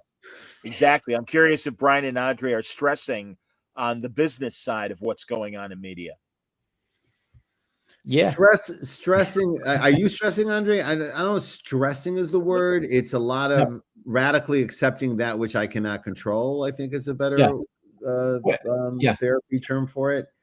But yeah, no, this is pretty serious stuff that's going on right now. And we may be like a month away from Gulp, but and our publisher even told us, like, we dodged a bullet. Our book isn't affected by tariffs, but if this is coming out in August, it absolutely would be, and it would be a different business model. None of that money would see us. It would just be more expensive. And so we a little bit feel like I dodged a bullet a little bit for now, at least. But between this and what's going on in Hollywood, it is complete and utter chaos, and nobody knows what to do. And even really good intended people aren't sure how to spend their money, or what to say yes to, or what to greenlight, or what's going to cost me double in 6 months. Like, if I say yes to this, is there a bill coming that I can't see? That's really hard. But and also the other aspect of it is that right now there's a cultural movement towards things that already exist, IP that already exists, right? That's where most of the companies are leaning into safe bets, or, basically watch The Studio by Seth Rogen. You'll see what's going on. And and here we and many of my friends and André are very focused on brand new things, right? Mm-hmm. So you're kind of like in this space where you're like, yeah, I know it's cyclical because I've been at it for a little bit. So when everything's like into IP that exists, we're about 3 years away from, we need original ideas. Like, we're done with IP. There's too much IP. So we will and have been ready for that moment when that comes. So I do believe that things like this and my friends are making will find their home. But I do believe in one way or another, and part of our announcement earlier today with the book club is that that there's going to be a lot of movement with creators getting closer to their audience directly, whether it be through Kickstarters and or any kind of, there's going to be a lot less corporate involvement in how the creator meets their audience, because they're too busy buckling and too busy trying to figure it out. And like, why would anybody make anything at Warner Brothers? I don't know. I mean, God bless, I know a lot of famous people do, but like, he keeps throwing shit in the garbage. You were talking about Sopranos. They just announced they're throwing away the Sopranos movie. It's about to be taken off the Max and never to be seen or heard from again. Newark, the prequel it's movie, a really good movie. I really liked it. So it's sad that even that's not safe from, or whatever that choice is. I don't get. I have nothing to do with that. I'm just as a fan going, well, then why would you work there? Like, why would anyone work there? Yeah, so, but it is like the movies. They are in a weird state for like many years now, because a lot of what people are deciding that's going to be the next movie and where they're pumping money into existing IP and all that also has to do with trying to save theaters as they exist nowadays. So because they want to drag kids, the kids right now are keeping the movies alive. Basically, that's what's happening. That's about it. Yeah, the Minecraft movie is a great example. Yeah. Yes. Yeah, but you also see that like the people want original stuff. Netflix is pumping out movies left and right that are original scripts and all that, and original ideas, and they are adapting a lot of stuff from comics and whatnot. All the streamers are doing that. So the space for original stuff is always there. Will always be like the bigger stuff right now is IP because it's for kids, because kids are keeping cinemas alive, and that's the way it has been for now. I hope cinemas don't go away, theaters don't go away, but right now it's what's keeping them alive. So it's Minecraft and it's Marvel movies and it's whatever it takes. So that's why I think they are pumping all that money into it. Like it's if stressing or not about this, yeah, you stress. Sometimes you read the news and think, God, how expensive are books gonna be, because people are not gonna be able to afford them. Like if it's $50 for a slim book, But at the same time, it's like Brian said, it's out of our control. So there's nothing we can do about it. What you can do about it as a creator is thinking about what you want to do. And if you have the opportunity to do it, you do it. It's not ideal. Well, tough luck. It's never going to be ideal. So like, I want to do creator-owned stuff, and I want to work with Brian, and I want to work with Rick, and I want to work on my own. The opportunity is there. You pick it up and you go. We started doing Phenomena when COVID years ago. COVID hit when we started doing it. A lot of people put their pencils down. We managed to do it. It was a creator-owned thing. You would think, okay, that's the first thing to go. Then will be the other books. But no, it was not like that. No. So you never know what's gonna happen. You just take the opportunity to do the thing that you want to do. And like Brian was saying, like the cycles will come and go, and other options to market your stuff will appear. Other options to sell your stuff will appear. Like a few years ago, the idea of selling ideas to streamers was insane. Right now, it's what everybody's doing or trying to do.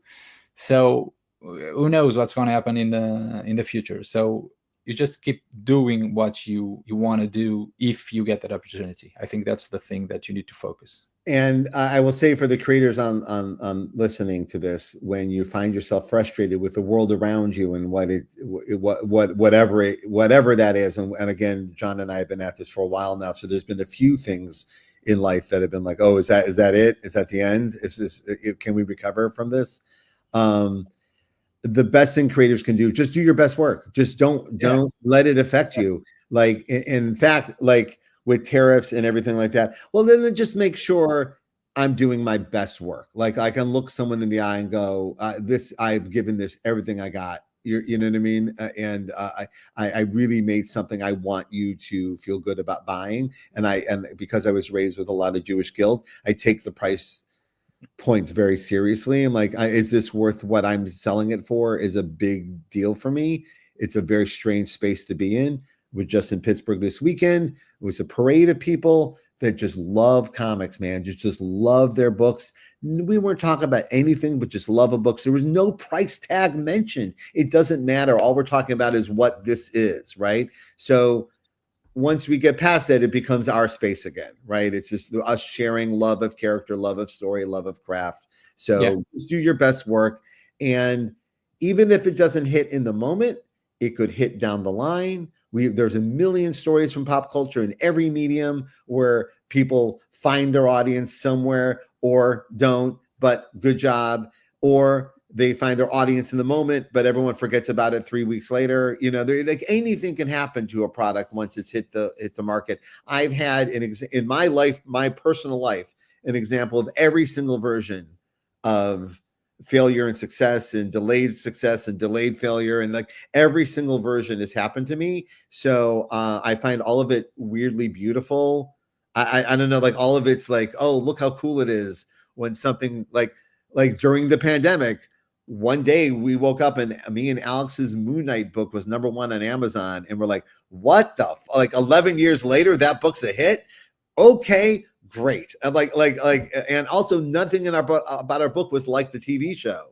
It was just people going, oh, you want to see the one where he's Spider-Man and Wolverine? And like people just talking online and finding it. So you never know, like when an idea or a moment or with adaptation, people rediscover work. Like the month I've had with our Daredevil run, with people rediscovering it because of the TV show's resurgence, incredible. And to most people who I talked to this weekend had no idea that book is 25 years old. They just read it. It's brand new to them, and Well, the yeah, Marvel. it's again a lot of, and I would say that about Phenomenon. It's evergreen. You guys don't have to worry. That was about the plan. Yeah, hopefully we'll see. Again, it's just out this week, so we can't say it's evergreen yet. But sure. But the story in general, though, is going to be approachable no matter when people do get to it. So it was certainly influenced by things that revealed themselves to be timeless, like Avatar: The Airbender and the original Star Wars. Like there's ideas behind our world building that we're trying to learn the best lessons from. And I respect that. And we were not navigating a wave of something, like trying to catch the ride the wave. Just it's what we wanted to do, the way that we wanted to do. Yeah, and I've been talking about that every time I've been on this podcast. Like, don't ride the wave, don't write or draw something because you think that's what everyone wants, because that's what's popular this summer, or that's what's popular in the moment, or everyone's buying G.I. Joe, I better come up with a G.I. Joe. No, people want your passion. They want you to. In fact, so many people, thank you for introducing me to this thing that you were so in love with that you showed me it, right? That's what people, particularly in our space, that I feel that's what a lot of people want that are. So I must say, I love that interaction so much that I've decided that's the best way to do it is just be super passionate, legitimately passionate about where you're going and what influenced you, share it with other people. And I have bonds with people going back years now because of just some silly thing we shared together, back then. B thinks that's a good process question for both of you. Oh, sure. And if you don't understand it, I asked him to explain it. Do you reach flow state when you're working? Great if so, question. what's the process in getting there? And I asked him to explain it a bit more. And he said, for the layman like me, flow state is the state where you're so engaged and focused on your work, you're not really thinking about the mechanics. The work just comes out. So And this is a great question to ask because between me and Andre, we have 17 children. So getting to flow state for me does take a bit of mental calisthenics for sure. Me personally, I had to rewire my brain because you do get into that kind of flow state, and I would sit down at the desk and then you start penciling and drawing, and then after a while you're not really thinking about it, just you naturally doing the thing, whatever it is that the panel wants you to do, a perspective grid, whatever it is, or a design of a character, you're in the zone and you can stay there for a long time.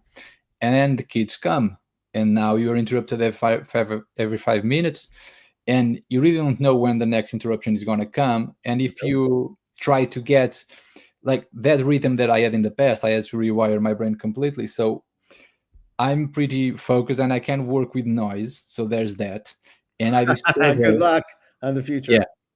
No, I can work with noise. Okay, now you can. Okay, good. Yeah.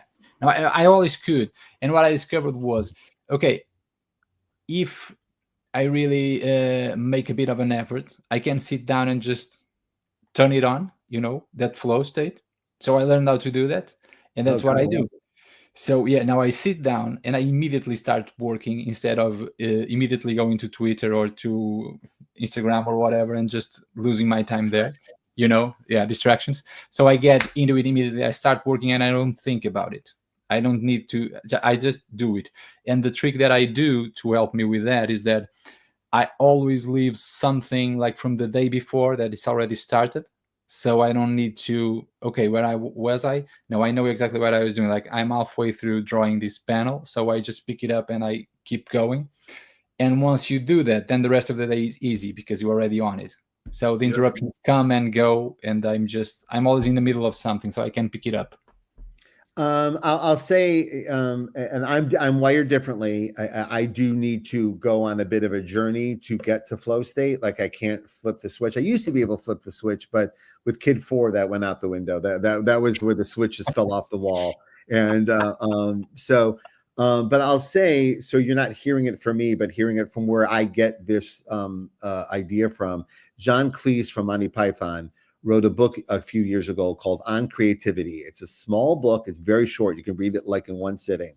And the basic premise of the book is how hard it is for adults to get to the creative space that you need to be a creative person who does this for a living.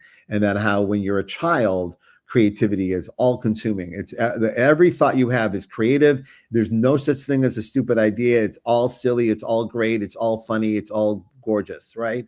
But as you get older, you start second guessing. You start going, I can't pay the bills with that stupid idea. Like you come up with an idea like, let's say SpongeBob SquarePants, which is inherently a stupid idea, right? But brilliant stupid. I don't think stupid means it's bad.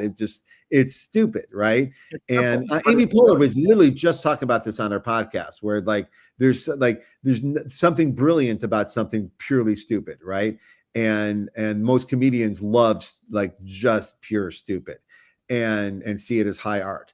But an adult brain would go, oh no, that sponge wearing pants is like, I can't make a living off of that. And not tell anybody about it. You'll self-edit this idea, even if you really love it, right? And that's not creativity. And so an adult now has to spend some like self-therapy, some time to get to the playful space in your brain where all ideas are good and all emotions are true. And there's no shame anywhere in this. It's all creativity. And then reminding yourself that all of your heroes have been sitting where you're sitting, going through this process. Is this lightsaber a thing? Is this like every single, so read on creativity.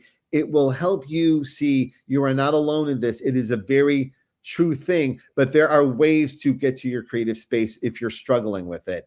And that book helped me a great deal to just remind yourself, it's okay to play. The job is to play. Pay the bills in the morning and play later. But it's weird when your job then pays the bills. I will say it is deeply strange. It will never not be strange. I have a lot of friends that also do similar creative work for a living. We all struggle to get there. Yeah, you all struggle with the reality of what we have all of us on this call set up an insane life for ourselves. Like this is an insane Jenga tower of nonsense that we have created, and then we'll raise our children in, right?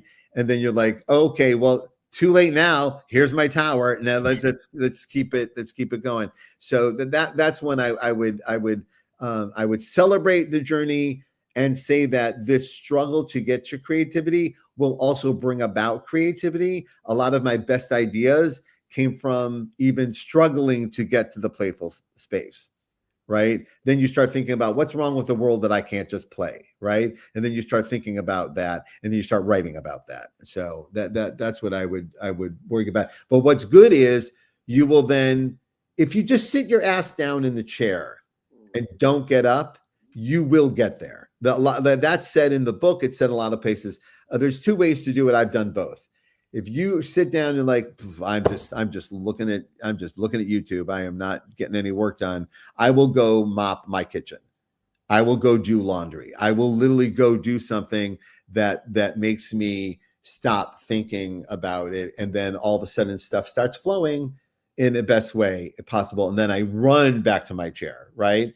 Or sometimes, and I've done this too, sit in this chair. If you got to sit 3 hours in this chair until the good idea comes, you sit your ass in this chair for 3 hours until this idea comes. And I personally don't go to bed until a certain amount of work is done. So I work at night when the kids are asleep and quiet. I often gather them and say, "Are you okay with Daddy working at night?" Like they've always had, but like they're older and their lives change and everything. And I take them to school in the morning, and then I go to sleep, and then I wake up and pick them up from school.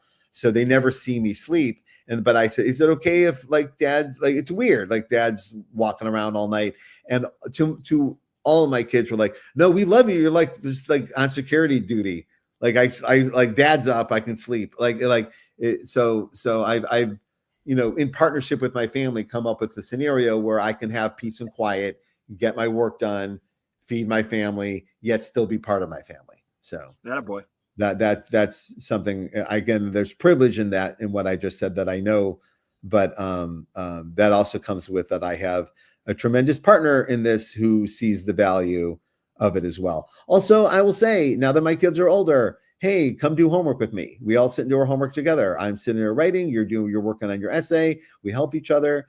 So, it depends where you are with your family situation, but you can engage with them. I've haven't done it in a while, but I've done dinners that turned into a story conference. Yeah, pitch dad, what do you got?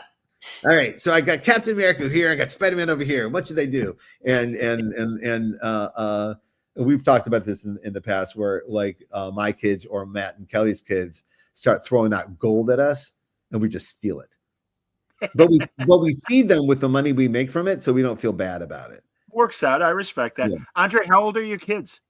They're small. My oldest daughter, I have 3 daughters, twins. They are 4 years old, and a 7-year-old daughter. Yeah, that's great. Are any of them? 7-year-old is based on Matilda, right? Yeah. Oh, wow, that's great. Matilda, yeah. your main character. You're one of your 3 main Matilda characters. Absolutely. I mean, just the name. She doesn't look like that at all. Okay. Well, London is completely convinced that Bolden is 100% him, and that this is some kind of precursor to the life he's about to live. He is And again, it's a huge coincidence. I had never met Brian's kid, and then I saw a photo of him. My wife actually saw a photo of him on his Instagram, and said, the kid looks exactly like him. And I told her, "What do you mean?" She said, "Look at him." And I said, "Oh fuck, it really does." But he grew into that. He was a baby when we started, so he grew into that look. Like if in fact he looked at your drawing and said, "All right, that'll be my style." But but I will say that was one thing creatively. Like we were in the deepest times of the pandemic where research wasn't going to be as vibrant as it had been on other projects. So this was a time like, we'll use your daughter and my son, and that'll be the like having your kids as inspiration is always like in case of emergency break glass. Like, but they're always there, but you don't want to like just be that obvious all the time, right? So, but this case, it was like I had done other work that my daughters had been a part of or inspired by, or but London was little, and he had not yet been a part of any of this. So I was like, oh, let's do little London, but I changed his name because I knew that Bolden was going to get beat up a couple of times. And I didn't want my son to read this book and go, is dad just like having people beat me up in his book? Like I didn't want him to just immediately make a direct connection. And I don't know Matilda at all, so I didn't feel bad about her name. Yeah, no, it's fine. He has a mechanical arm, so it is what it is. I have no such qualms with my daughters. Yeah. Is Matilda or the twins, are they drawing? Are they drawing yet? And are you, how are you observing their drawing? They spend most of their time drawing, actually. That's they do. Cool. And that's great. Two of them clearly took it from me because they started to draw pretty well. Yeah, it's an insane thing to discover, as you see it happening. The other one, I think it's being pulled by the other two. So it's one of the twins that I don't think, but now for a while, she was kind of not very interested in it, but she was doing it because the other one were. And now she's starting to do it and start to adding the details and the flourishes. So I have hopes for all 3 to one day be my assistants, because Lord knows I need it. I need people to draw those speed lines for me, because I can't be doing that forever. Like Brian says, I'm feeding you, so you come into my office and I've got work for you. No, but I've worked with people who've had parents that were artists and stuff. So I was always like, but none of my kids, like Olivia's in filmmaking. So we get to share my oldest, who's graduating college, not to age you. I know. I'm literally going there next week to see her graduation. So we get to share creative space, but very different. And she got to like grow up with a lot of creative people that inspired her. I even asked her, I always felt like, because like Friday night dinners would be me and my friends come over and just like complain about every publisher, every studio, because this is our safe space in which we can complain about our high class problems, but yet still problems, right? And so, but my kids are growing up with it. I was worried that we were ruining the space for them, and I found out that that's not what she took from it. She took you guys are really passionate. You guys really love what you're doing. And so that was what she was running towards. I have to ask, because again, like Brian said, I mean, I've known Olivia for 15 years. I mean, I remember when she was with, I've only known her, actually seeing her back in 2009 when you brought her to the Baltimore Con that one year. And it was great when I stayed with you. I was telling Andre before you came on, I'm like, now I stayed at Brian's old house and everything. And Olivia was very sweet. She gave up her room for me, which is incredible. Right. But also, I was wondering if any of her student films, is she posting them online? Yeah, there's one. They have distribution, so they have to hold off of putting it online. Okay. They actually got someone to distribute it, which Wonderful. is amazing. She's had a very, not to be braggy dad, but she's had an incredible year. She's on the provost list at her school, which I didn't even know what that was because it was never going to happen for me. Literally, she goes, "Dad, I made the provost list." I go, "Cool, what is that?" Because that was not in my journey, but it's incredible. She's Dean's brilliant, list, right? amazing. I would assume it's like the Dean's list, right? It's over the Dean's list. It's the thing, like there's a Dean's list and then there's the provost list. Again, neither one of them were coming my way, so I never looked at that space. So proud dad, very excited. That's excellent. She made a couple beautiful films, and she's now entering the workforce. It's very, very exciting.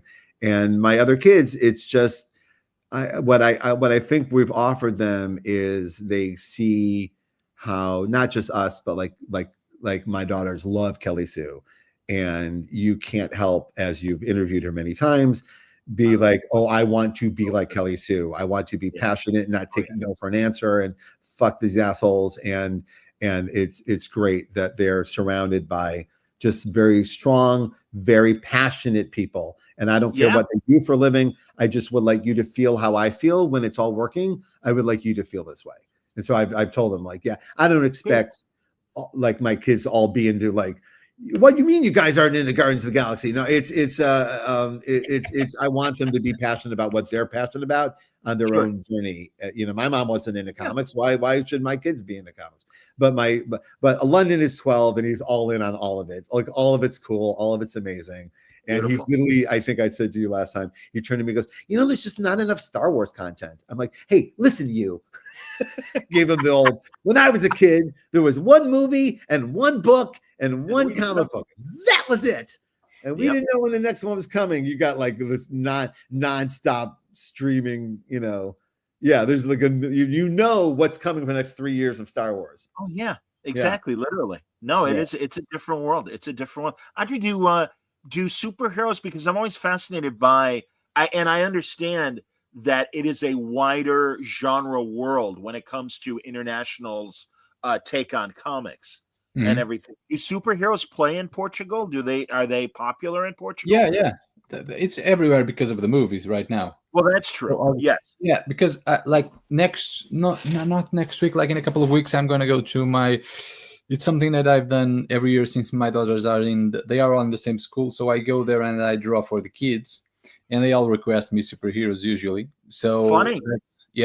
Because that's all, because they are all over the McDonald's toys, on those Happy Meals. And so they all get all that stuff, and they are really everywhere at this point. So they're pretty big around here. They were already when I was a kid. So like 30 years ago in the 90s. And the comics were kind of everywhere at that point. But now they're very much separated from comics, even just because of the movies. Well, that I understand. Yeah, it is funny. I have nieces, and they are all under 10 years old, and they have superhero parties, and that makes me very happy. And in fact, I just turned 60 in December, and two of the girls made. Yeah, thank you very much. Well, somebody's got to be 60. It may as well be me. But it's all right. We'll all get there. Well, it's okay, guys. It's not bad. I'll tell you now. Do you spend a lot of time? Do you spend a lot of time thinking about what 60 sounded like to you when you were 20?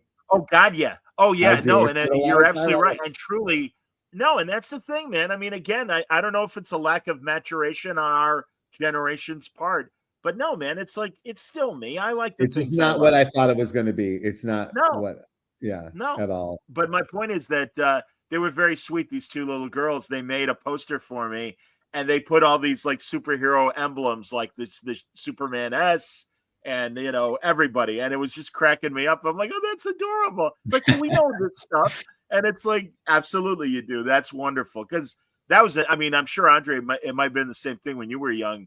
I know for Americans and stuff, there weren't a lot of girls that were into this stuff when we were little. And now, God, at conventions, there's just as many women as there are men, and that's wonderful. Yeah, it's that's not only that. It's like kids. Kids have always like when someone goes like, "Hey, what do you do?" And I go like, when I go, Miles. Miles is always like the answer, right? Because Sure. there's a solid chance you've heard of it, right?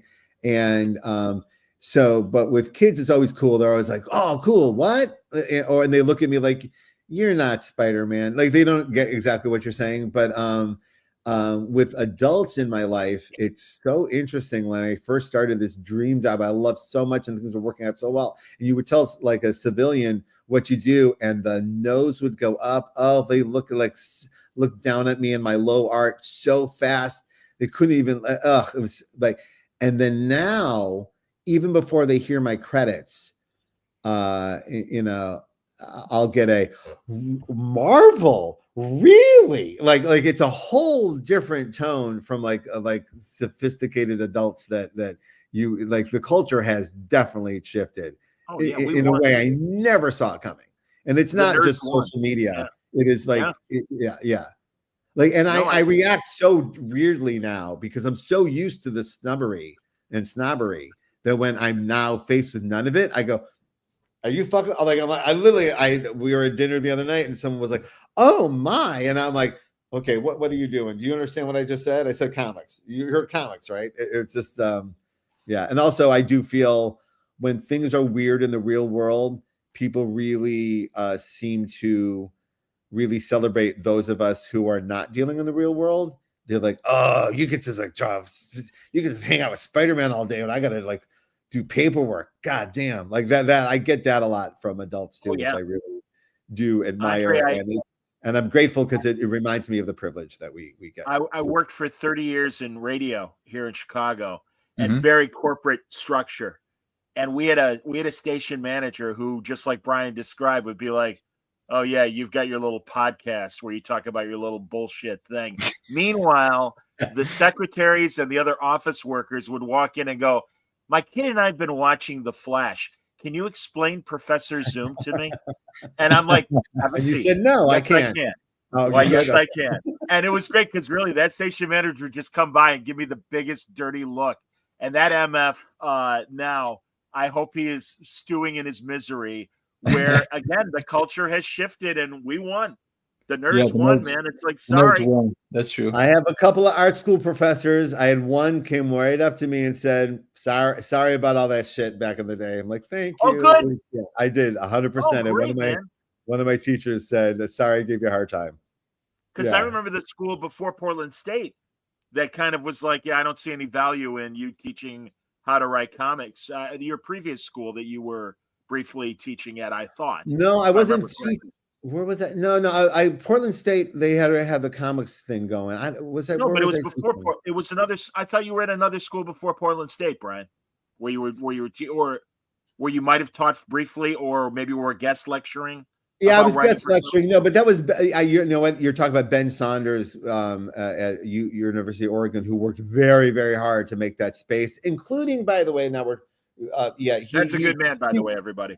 Him and Susan Kirkley and everyone at in Columbus School of Comics, I forget CCCP, I forget what it's called, but there was a lot of people all over the country who were quietly working to create comic studies programs with the same art form intent that all of these other art forms get. So here we are 20 years later, and now it's a very sustainable business model where people can get a comics degree certificate like at Portland State. And so it was, you're talking about early days where just they're not seeing the value of it. And even today in the academic spaces, you could see the literature department being annoyed how well attended the comics classes are. And I'm like, baby, nothing I can do about it, but you should pay attention. Like you should don't throw this out. This is the language in which people want to speak to each other.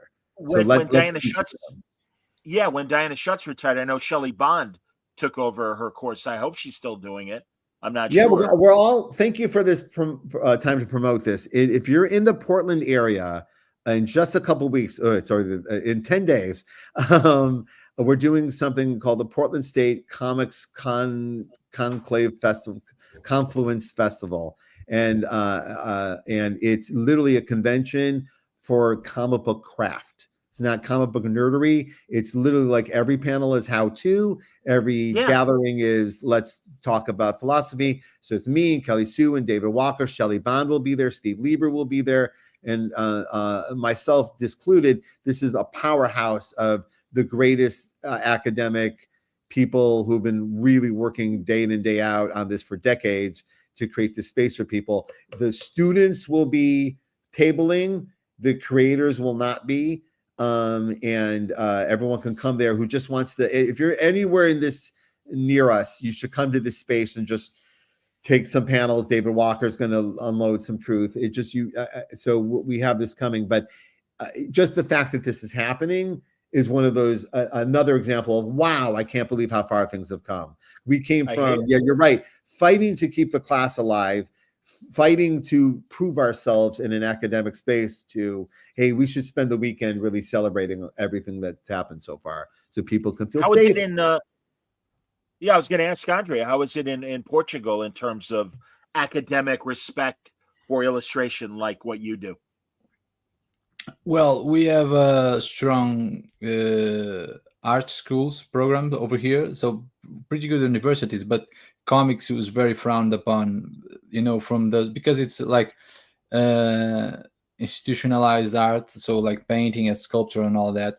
Comics was really looked down on. I heard from other students because my graduation was in architecture. I'm an architect. Oh, okay. And architecture. Wow, that makes a lot of sense given your world building. Absolutely, man. That's great. Yeah. And architecture, my school was very good because it was a new school that spelled from a bigger school. They came from that, like a spin-off, let's put it like that, of one of the most famous schools of architecture over here in Europe from Portugal. It's from the city of Porto. So I went to another city that had a new school, new teachers. So they were very open-minded. And like when I went there, my plan was, I always thought like I'm gonna end up making comics one of these days, but I did not have a set plan for anything. I didn't know anyone doing comics, nothing like that. But there were a few teachers that read comics, so they, I started talking to them about it. And I remember that I was drawing like in a comic book style for one particular discipline, and the teacher was very welcoming of that because it was a drawing class, and so like I came out of architecture, like people usually say, oh, what did you get from the degree that you use in comics? And yes, perspective and all that comes into mind. But more than that, it was like a really good school to learn how to manage like an artistic process, like how do you do it? When do you choose? How do you choose your ideas? What do you do with your ideas? How do you work them and make them into something that's an actual, like a project or a story? Like it's all the same thing in the end, and to learn how to deal with the frustration of the once you go from the concept to actually making something of it, be it a model or be it the first time that you write a story and it looks like shit. It's always that's the case. And we all need to learn, as an artist, we all need to go to that phase where you decide, okay, I cannot go back to the beginning, to the concept phase all the time that I feel like this looks like shit. It's supposed to look like shit the first time. So I learned all that stuff. So the school was very good. And there are very good architecture schools in Portugal. There are good art schools. When it comes to comics, nowadays it's changing as well, like Brian was saying, and people are like finally on the arts world, on the classic arts world of painting and sculpture is starting to open up and people are starting to be accepted. Because I know of people that went to those schools with that in mind, to be an illustrator and particularly to work on comics, and that they just would shut it down immediately, like just a few years ago.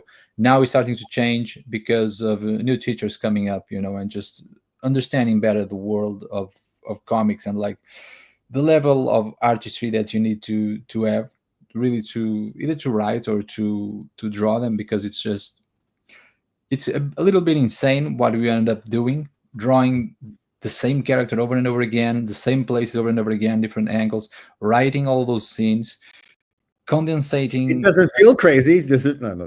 Yeah, no.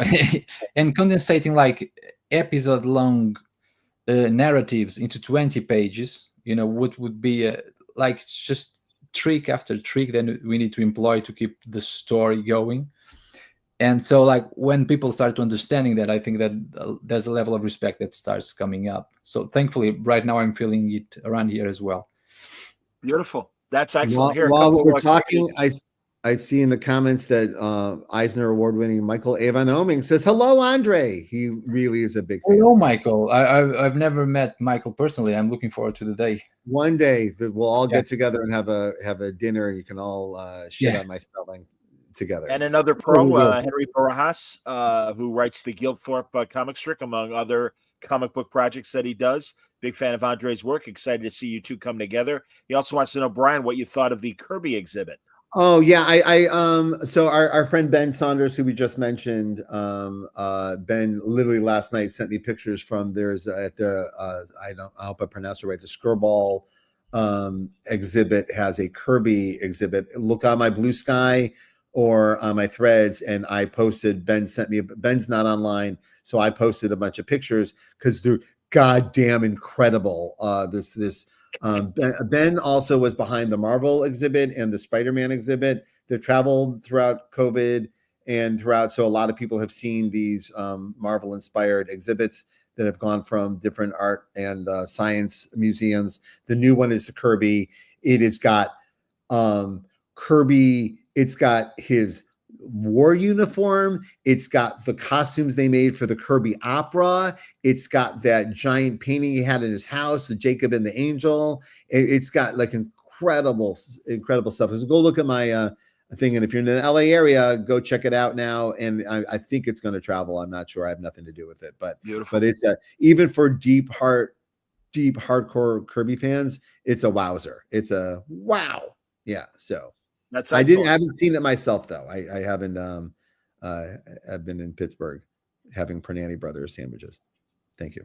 Great sandwiches, absolutely, man. My God. All right, I'm sorry. I do have to wrap a little bit because I do actually have a. No, I feel bad, Andre. We're keeping you awake. Oh yeah, it's 4 o'clock in the morning for you. I'm sorry. No, it's 11. It's 11 in the night. It's fine. Yeah, exactly. I usually still work up until around this hour, so it's all good. Okay. All right, good. No but I do want to say this artwork that we've shown you, these spreads that we've shown you, these aren't outliers. The whole book looks like this. It's page after page after page of beautifully crafted, incredible illustration. My job was to prompt and delight more than write towards. It was an incredible experience. Andre and I have had the weird experience of having months of the book has been done for months as it gets published, and that's going phew for like just months of that we did it, because in the beginning it feels like this is nuts, we're never going to get all this is there's hundreds of pages in front of us, and now they're done, and I somehow have more affection for Andre now than we did when we started, which is a great feeling to have him. And I am personally enormously proud of this collaboration and the energy it put forth, and it felt like a lot of lessons learned over the years of my life being put onto this project. And I'm so grateful for its existence and grateful that it found its home and that it came out even better than we could have hoped for, and that it is not the end. It is just we get to find out. Now we get to see what happens now that it's out there. And we've had a lot of experiences that anything could happen. So, yeah, likewise. I mean, it's been quite a pleasurable experience working with Brian. A fantastic creation, and it's like the thing about the book is that this book I would never do it like this alone, and I'm sure that Brian could never do it alone. It would never be the same thing. So like. It's a clash of imaginations, and then we just got it somehow into a coherent book of some sort, which is like pretty insane. And it was just fun from beginning to end, never boring, with never just like exploring all the stuff that we could to just try to make each other's ideas work. And it's just such a riveting process altogether. And for this book in special, it's been the weirdest launch for me, because before this conversation started, I was trying to think like when, because I have finished this book for a while now, and I was thinking, when was it? Like 6 months ago? And then I remember, no, it was 1 year ago that I finished this book. Wow. We did book 2 and 3 back to back. Yeah. And then we published 2 when I was finishing 3. So that was a year ago. And I couldn't wrap my head around it. Just today, just thinking, because I knew that this would come up, and just the idea that we now get to launch this book that we did like a year ago, and then Brian came back, work on it a bit more to rewrite bits of the dialogue. I kept picking. I was picking throughout. You were done, but I was picking for sure. Yeah, I was done. I came back for the cover and all that, but the bulk of it was done a year ago. But it was like most of my picking was how can I get out of the way? Like how few words can I use to get this idea across without and that's hard for me, clearly. I will say I told you this in the email with our publisher, but my favorite moment in Pittsburgh, where our publisher shipped some books right away to make a proper launch for the book. So people were buying volume 3 in front of me, and I never had that experience where a book comes out and I sold the first one in person. That's cool. That's very cool. I mean, it's a privilege beyond measure. Yeah. And it was people who had already pre-ordered the book, but were still buying it because, and my favorite one was this guy was like, yeah, I've already pre-ordered it. And then opened it and went, oh, Jesus, and bought it. It was like, he couldn't and it was all you. He saw one of the spreads we just showed and went, oh, I can't, I'm not going to wait for the shipment. That's a good man right there. That is maybe one of the cutest, nicest compliments to you. And you missed it. But it was like anything an artist ever hopes for is that someone like opens it, goes, all right, that's it. Like it was exactly what happened. And I was excited to share that with you. Perfect. That's beautiful. So that's great, guys. No. So it's out, everybody. It's out now. Phenomena Volume 3. And I'm sure your stores are carrying 1 and 2 as well from Abrams Books. And been having a wonderful conversation with Brian and André about their work. Really, Brian, as you know, always great to talk to you. But André, it was such a pleasure meeting you, getting to know you. I'm excited for your Western with Remender, and keep on your radar whenever the next new book is ready to be released. We got to talk more, man. I mean, I got a whole bunch of Marvels, a whole stack of Marvels to talk about beyond whenever. Stuff. And John, thank you so much, because like we were saying before recording, when I was trying to be a professional and I was listening to every podcast that I could find, I found yours with a lot of interviews and talks with artists and all that. So invaluable information. So it's one of those moments when you get to, come into the stuff that you discovered 10 years ago, but now in a different form, like a professional published author. So that's always a very good and very nice moment to roll into. So I appreciate you having me. Also, André, thank you for having 3 names, because you're my only partner that had, other than Michael, who has 3 names. I just did a book with Sue Lee, who worked her ass off, and my name takes up so much space on the cover, and it looked wrong, and us it looks equal, and it feels equal to the collaboration that it is, and that makes me happy.